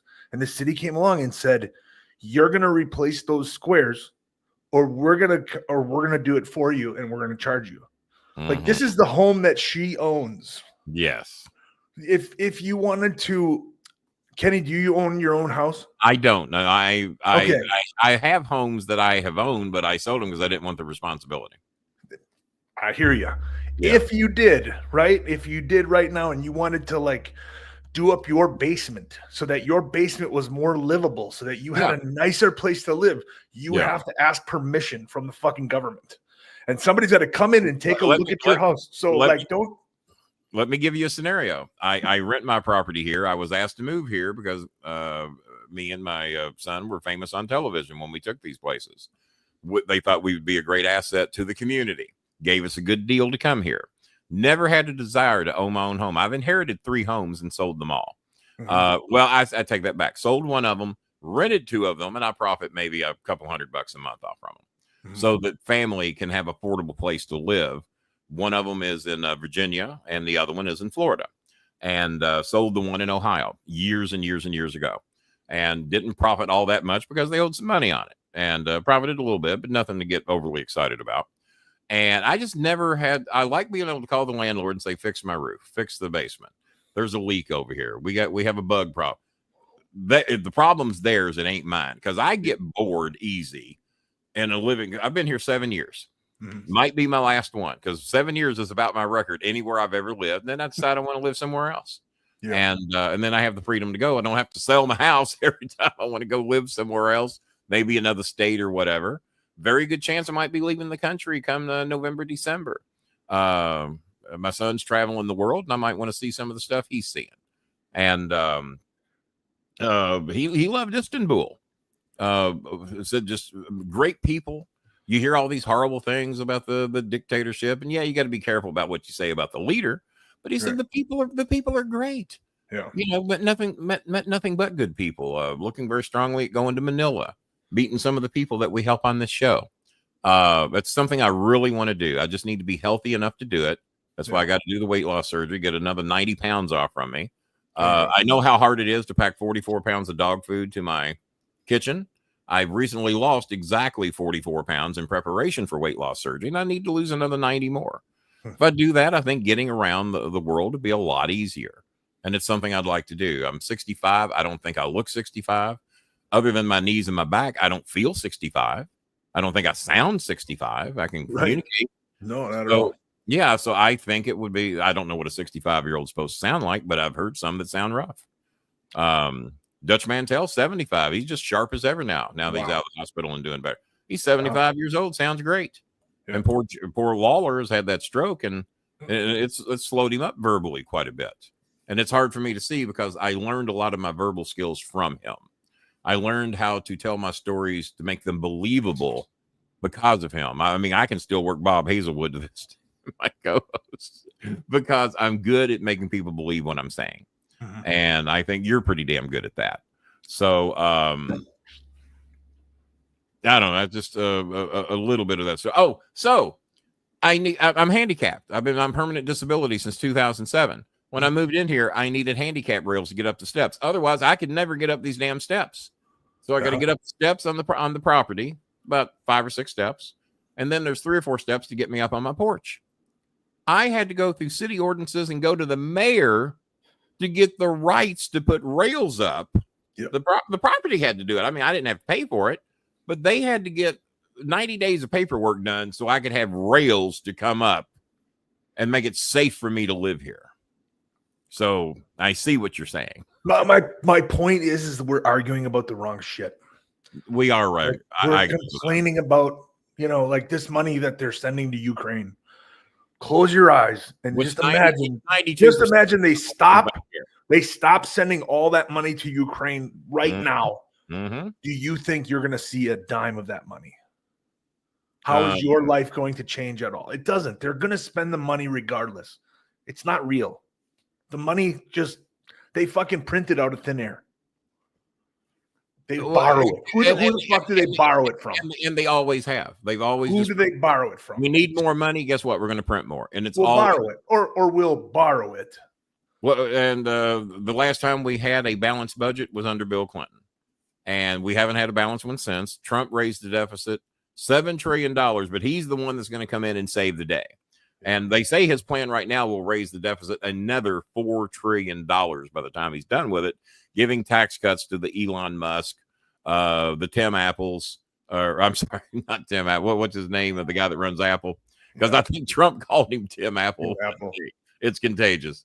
And the head of Amazon, Bezos, they're trying to make life easier for them. Cameron Forsyth, who was on my show the other day, the illegitimate bastard son of James Elizabeth Cornett, has donated $30 and I'm issuing a challenge. I know it's not much. Well, yeah, it is. It's a lot, but I want to help somehow. Well, thank you, Cameron. And Cameron works he's been 15 years at a big company around here, not Amazon. It's not Amazon, but another big company. And he's been there for 15 years. And certain times of the year, they struggle to make it. Kid makes almost $30 an hour, but they cut the hours so much, it's hard to make a living. So no, $30 is a nice donation. We appreciate that. Donald Flowers, I mentioned earlier, donated $20 challenge. We appreciate that. Daniel Limley has issued a $15 challenge, and Dave Martinez, I think, was acting like he might do a little something for us. So if he would, it'd be appreciated. To be a good night to get it. We really appreciate it. Because Mr. Kennedy, you're down to what, about 20 minutes or less with us right now? Yeah, that's right. 20. I got to bounce at 8 o'clock. And so, yeah, Mr. Martinez, if there's anything you can do for us, pick one of the challenges you'd like to match. We still have 121 people watching the live show right now, so we appreciate that. And I knew I was going to have and we have touched on we've tried to keep it minimal. Well, one of my Filipino friends is trying to call me, says he's not watching the show. Got to decline you, darling. I'm doing a show. She's one of the ones that we helped. We got 3 of her teeth pulled. She's had tooth pain for 3 years. She had 3 bad teeth. We raised the money here on this show to get her teeth pulled, get her medication, and then pay for her to be able to take off work for 10 days because it was one of them was a wisdom tooth. Dentistry in Metro Manila is not what dentistry is here in America. So we paid to get her teeth pulled. It was around $120 for 3 teeth pulled, medication, and paid for her to take 10 days off because they only pay her 125 pesos a day where she works. It's supposed to be a minimum wage of 450 pesos a day, but because she works for a small store, they get by with paying her next to nothing. But it's the only job she can find. And guys, we have it so damn made here in so many ways. And Mr. Kennedy is pointed out, our freedoms aren't what we think they are, but job opportunities are something that all of us have. All of us have a way to make money. All of us have, and for those of us that can't, we have government assistance. They don't have that. It's called no work, no pay. You don't work, you don't get paid. There's no such thing as disability in the Philippines. You're disabled, well, fuck you. That's what their government tells them. Well, so sounds to be the way our fucking government is headed. Well, they're working on it. They're working on it. And if you don't think they ain't, because if you think they give 2 shits about us, the me's, and probably even Mr. Kennedy, whatever financial status you think you're in, you can have $1 million and you ain't jack shit to them. They're focusing on taking care of the billionaires, the half a trillionaires. Those are the people they're looking to take care of. Well, they wouldn't do that. They have plenty of money. No, once you got that much money, you never have enough. Well, they always talk like, well, those people create jobs and then they pay employees. That's true, except you look at all these business, like Amazon employees have to have a second fucking job because all of them do. All of them do. They work like dogs. And kill a camera on 360 here. By the way, my new cameras are the Insta 360. By the way to go there, Cam Moron. He's got a great job. He's been there 15 fucking years, and he has to beg to get 20 hours a weekend right now. Mm-hmm. And he works for one of the big ones. You know, it ain't Amazon, but you know the other one. And he's got, now during the holidays, he makes great money. So no, for him to make a $30 donation, that means a lot that he did that. Tim Cook, thank you, Mr. Martinez. So hopefully Mr. Martinez will pick one of our challenges and help us out because we could really use it tonight. We have to hit the challenge to get the donation, or they were already received. Well, in this case of tonight, they sent their money in advance, but they're issuing people to match their donation because if people match each one of those donations, we've had a hell of a fucking night. But no, I think the only one that put a stipulation on his was George Captor. He wrote me last night and sent me a promissory note, and he's always been good for it. And he's the one that issued the $50 challenge. Mr. Palmer from England, he sent his 20 in advance. He lost his job the other day. He's had the same job in England for the last 9 years, lost his job. Kenny, I'll find another job. It might be a little while before I can donate again, but here's $20. I want to help out with the show. Give Mr. Kennedy my love. I'm a big fan. But the only one that had stipulations on, and Captor's always put a stipulation on his, and that's cool, because he knows that he can turn his donation into $100. Here's my 50. What will the rest of you do? And we get somebody else to do that, then we're good. And then we got the $20 challenge from Donald Flowers, who, like I said, over the last 4 weeks has donated and bought over $400 worth of merchandise from this show in donations. So we appreciate it, man, because and with me now being a 501c3 nonprofit organization, at the end of the year, if you want to file this on your taxes, write us. We'll give you the tax exemption number and go to town, and that helps everybody. And so, Mr. Kennedy, I want to focus that last 15 minutes or so what you got. What are you doing? What are you promoting? What do you want people to know about you and what you're doing coming up here in the near future? I'm still taking bookings. I'm still out there humping it. I've got a booking this coming weekend in, man, where am I this weekend? Ask that. I'll see where you're at this weekend. Anastasia? She said, I don't know. Tell her to give a shout out to Paul RJ. He is down in the Melbourne area of Australia, and he's probably watching the show today, and he's our biggest Australian fan. We got a couple. Awesome. We got a couple trolls live down that way, but they're over on the Perth side. They're over on the. As a matter of fact, I don't know where she's from, but I have a mug in my kitchen that this Mark sent me that has Perth, Australia written on it. And to see that Starmaker license plate back there in the background, can you see it? No. Well, you can't because the screen's real small. Hang on. I'll trade screens with you. Okay. It's right dead center, but above the king light. Do you see that king light? Yep. Okay. Well, above that is a Western Australia Starmaker license plate. That's funny. So tell your wife. My wife's from Melbourne, Australia. She's from Melbourne. Well, that's where Paul RJ's from. Chattanooga. That's where I'm going this weekend. Oh, are you down in Chattanooga? Okay. I got to bring you over here. There we go. Chattanooga is where Cornette met my son for the first time. He was 6 weeks old. I watched the Kentucky Derby from a Days Inn, I think it was a Days Inn right there at the Georgia Tennessee line. And he was 6 weeks old, and Cornette come over and met him for the first time in Chattanooga. So do you get to Louisville very often anymore? I haven't been to Louisville in a long time. In fact, I think the last time I was there was like OVW had a special show. It was all down on 4th Street. Yeah. Okay. I remember that. Yeah. I think Cornette was on that one, wasn't he? I don't recall Cornette being there, but I do. I remember. I wasn't invited to the 4th Street show. I remember Cornette was there. No. I know Mick Foley was there, and I'm pretty sure Shane Helms was there. Oh yeah, cool. Yeah, Sugar Shane. And he and I keep up with each other on Facebook quite a bit. And mono grinded. We could get there if you'd help. So we don't even have a badge for you. So let me check, see if anyone's took up on any of those challenges yet. Don't look like it. Nope. Oh, now come on, Mr. Martinez. You're teening us. You act like he's going to help. Yeah, so let me recap again. TC from the NC with a $10 challenge. Donald Flowers with a $20 challenge. $30 challenge from Cam Moron, who was just on the show as a guest the other day. Drew a big house while he was here. Timu tells me that I'm going to change the looks of my living room here by my birthday. Timu tells me my shit's on the way. You can tell I spent a shitload of money to do it, right? You ever order from Timu there, Mr. Kennedy? Never. No. You're fucking up because there's some great buys at Timu. Timu, I've gotten a lot of people hooked on Timu. You might want to stroll on there. Quality stuff too. I've never gotten burned from Timu. You're gonna have to take a look at them. I think you'll be impressed. I'm shocked the wife hasn't got you going on the Timu. So yeah, we're waiting for some people to honor those challenges. And thank Mr. Kennedy for being on the show tonight and giving us 2 hours of his time. We greatly appreciate that. So you said it's been a while since you've been to Louisville. You got Chattanooga coming up.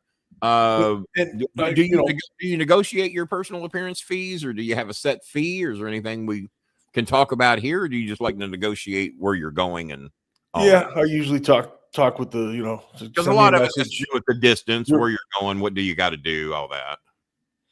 Yeah, it's pretty much a set rate. There's a couple times where if there's like multiple bookings and stuff, I will negotiate, but yeah, my fee is what it is. And if that doesn't work for you, that doesn't work for you. You know what I mean? I'm just kind of, I used to price mine so high that I knew if they paid it, they were either desperate or really liked me.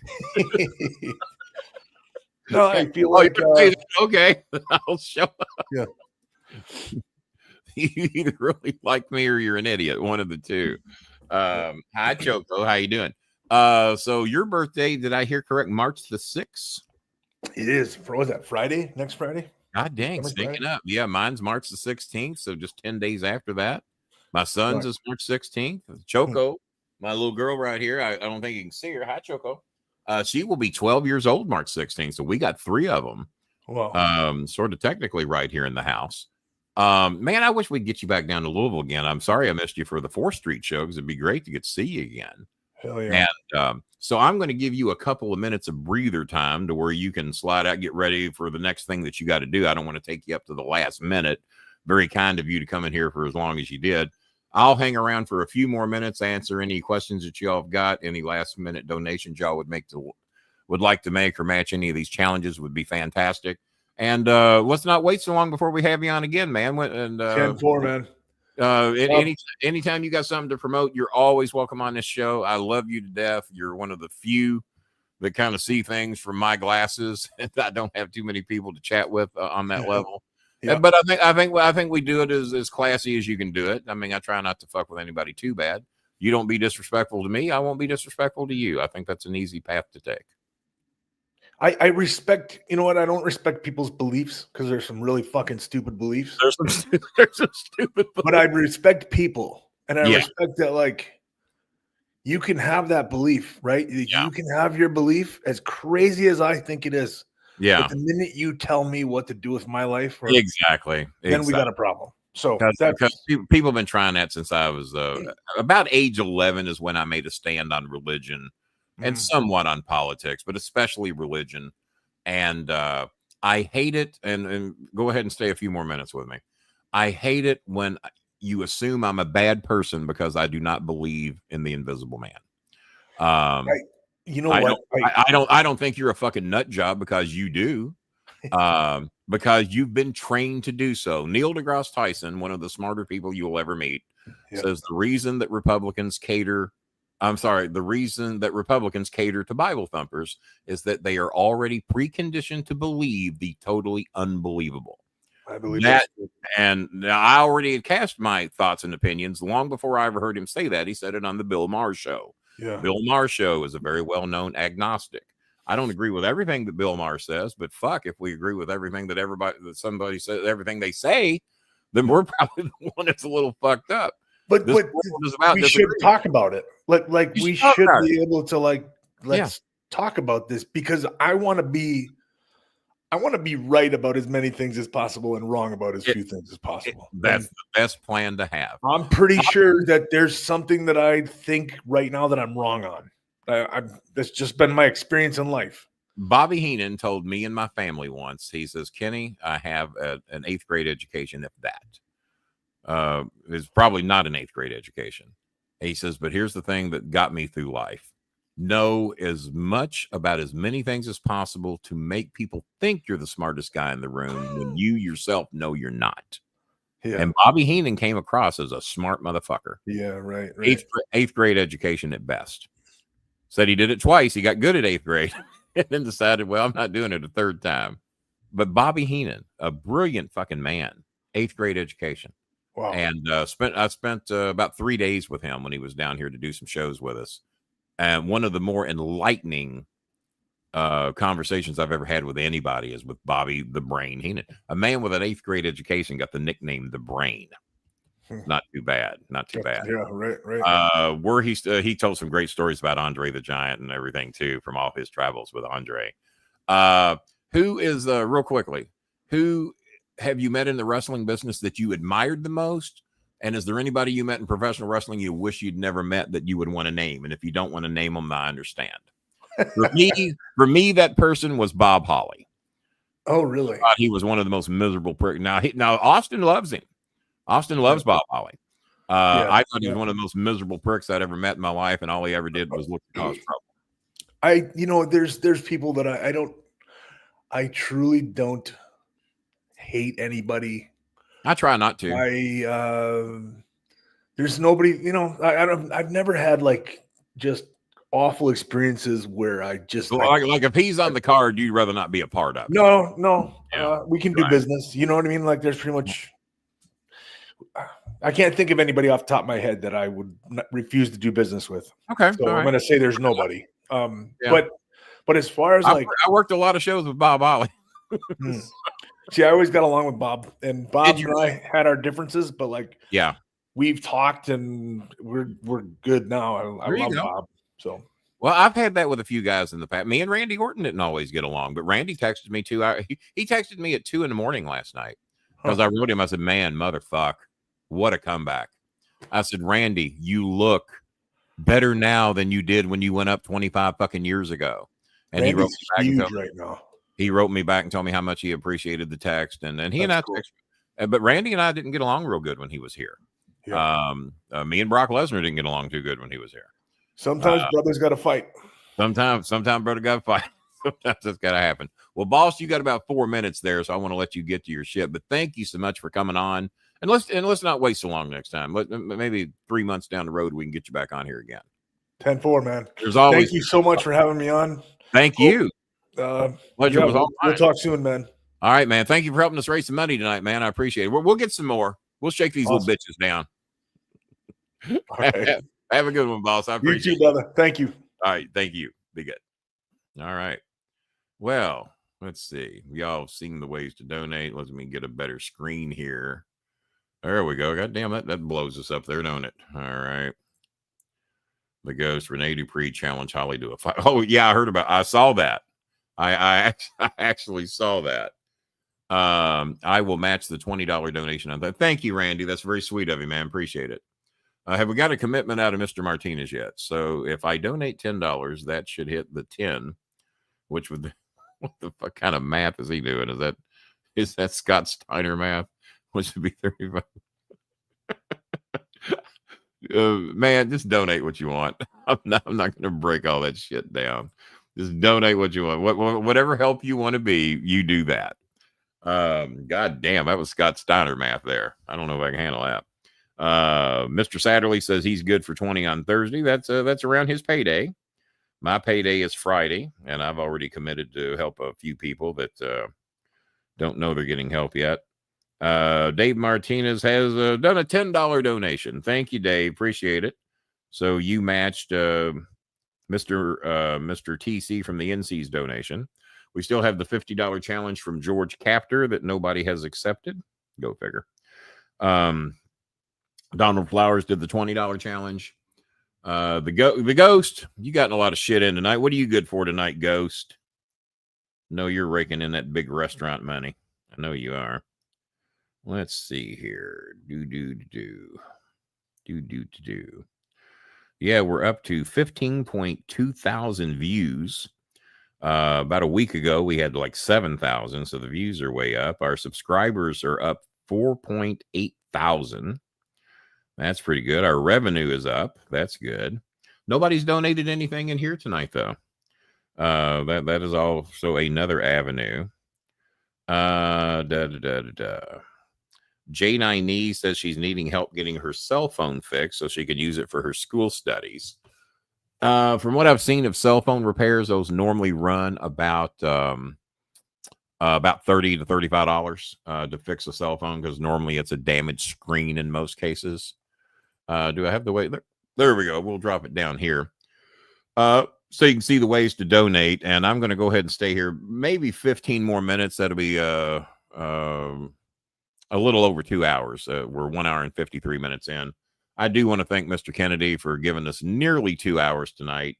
Wanted to kick him out here a couple of minutes early because he had something else he desperately needed to do at 9 o'clock my time, 8 o'clock his time. And I thought that was pretty goddamn entertaining. We didn't get as political as I thought we might get, because he says that's one of the things he likes about my show. We still have 117 of you in here. I think we peaked at 133 was the highest number I saw. Still got 117 of you. Of course, that means a shitload of you didn't do anything. So getting used to that. Steiner Math promo for the win. There you go. There you go. What would y'all like to talk about here these last few minutes? And yeah, we'll stay at least 10 more minutes. And if we get some donations, we'll stay longer. If we get any of these challenges matched, we'll stay longer. If y'all want me to. I know the Oscars is on tonight, but I'm going to record that and watch it later. They've asked people. Jason had to find the log. Jason had been so long since he had been here that he had not. He forgot how to log in. I've got a lot of people right in my inbox, but not my donation from the other night. Randy Satterley had donated $20 the other night, but apparently he hadn't heard us mention it on the show yet. I thought I had. But yeah, Randy donated $20 just the other night. And he says he's doing another $20. He donated 20 after the show, Randy did, because one of our fans needed help. And we didn't want him to have to wait 3 days to get food. So yeah, you're right, Randy. I'm sorry. So I had not mentioned that, but yeah, Randy donated $20 in the middle of the night to help me help one of the families that was needing help. So Randy and I basically split it up. I think we did about $50. I did 30, he did 20 and got them taken care of. Or I did 27 and he did 20, something like that. But we got them taken care of. Well, I didn't talk a whole shitload about Cena tonight because we're going to have plenty of time to do that on Tuesday and on Thursday at 9 o'clock start times, both nights, back-to-back shows with John Cena Sr. And that's going to be about as close as you get to this story as you're going to get. And it was such a big story that major news sources were covering it minutes after it happened.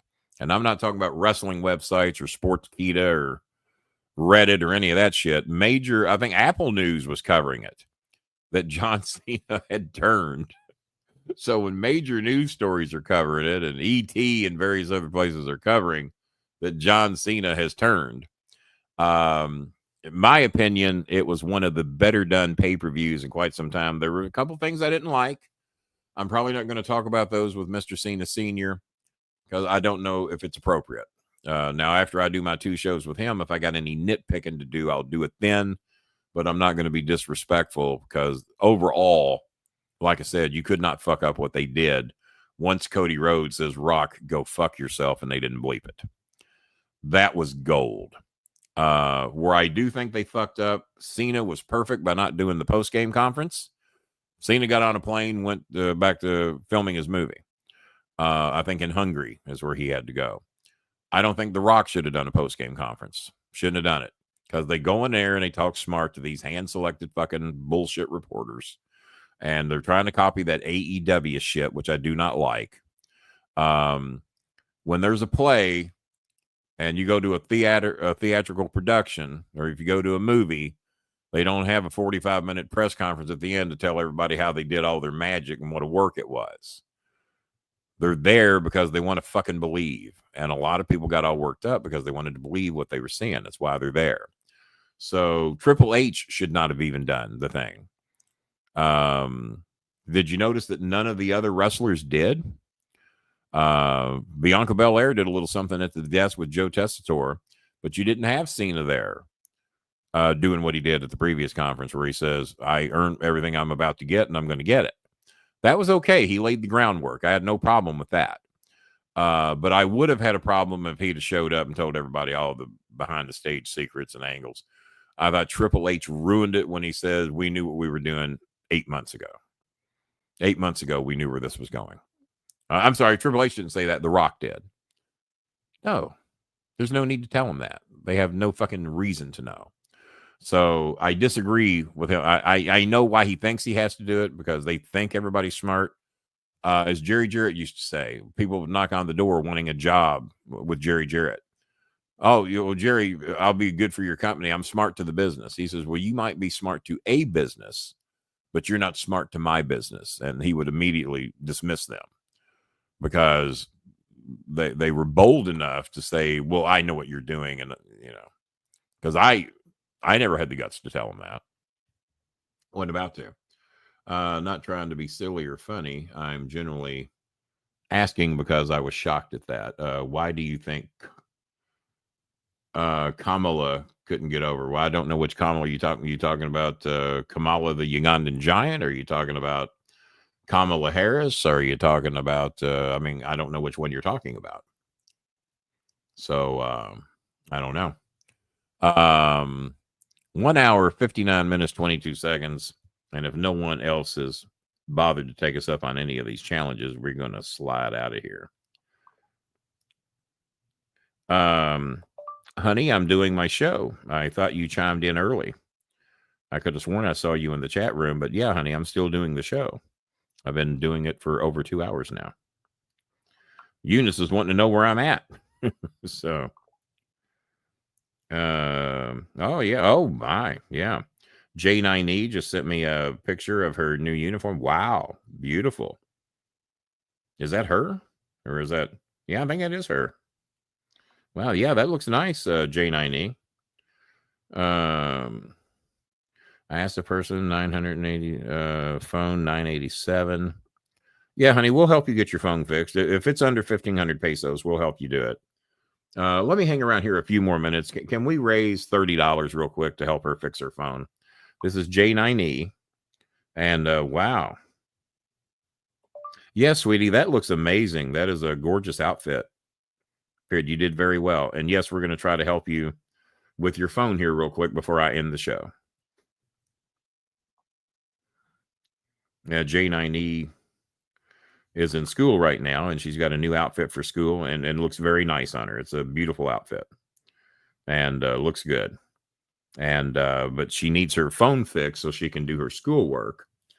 Oh, the Orton return was very good. That was done extremely well.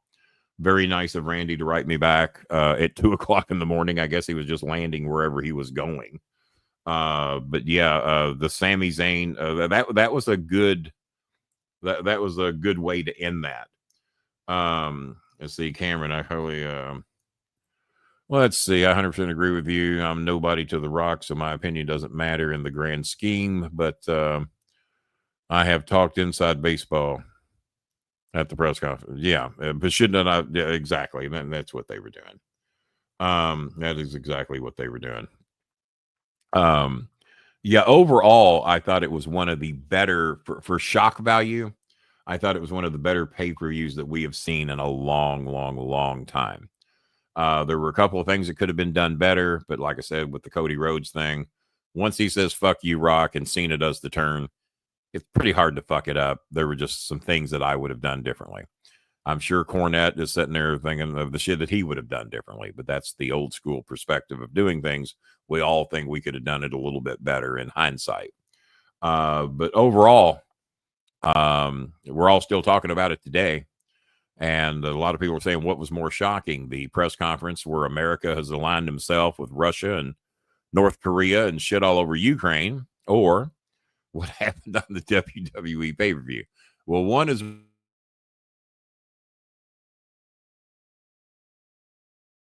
But what do you do?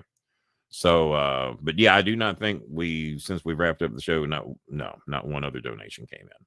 All right. Well, I've begged you all enough. And if y'all have a heart and want to help these people, thank you, Mr. Martinez, for your $10 donation. There were some bigger challenges out there if you wanted, but we appreciate it. And if you want to donate something after the show, we appreciate Mr. Satterley is committed to do $20 on Thursday or Friday whenever he gets paid. And also we had Coltrane has pledged to do a $100 donation this weekend, this coming Friday, I think he said, and that'll be a big help as well. He said he will issue the $100 challenge to go towards our next show. Let's see. No, and most of us aren't. Some of us have been there, but most of us aren't. All right, guys. I've been here a long time. It's 2 hours and 3 minutes. I'm going to watch some of the Oscars and all that good shit, and have my dinner and feed my dogs. And I think I'm going to have a tilapia 0-carb wrap. Down 44 pounds, heading towards the weight loss surgery, or whenever they schedule it. Looks like it now. It looks like it might be after my birthday. We're closing the show with about 124 of you in here. We appreciate you tuning in. Hopefully we got some big numbers that show up for the John Cena shows, John Cena Sr. as well. There will be plenty to talk about. So until Tuesday night, 9 p.m. Eastern, the big show with John Cena Sr. That is an exclusive. Ain't nobody else going to have him, but I do, because I'm family. And family gets what they want if they ask nicely. So until Tuesday night, 9 p.m. Eastern, I'm Kenny the Starmaker Bolin. For Bobby, a very ill and sick, a dying man, Bobby Bangs Hazelwood, and for the Coal Train, who resurrected from the dead to come back here and help us out tonight, only to leave long before the show was over, but did have us play a video clip that he wanted to see the name of a person who's now a Trump supporter, and apparently a deranged individual. Until Tuesday night, 9 p.m. Eastern Time, with John Cena Sr., I am the Starmaker, and I did say, good day.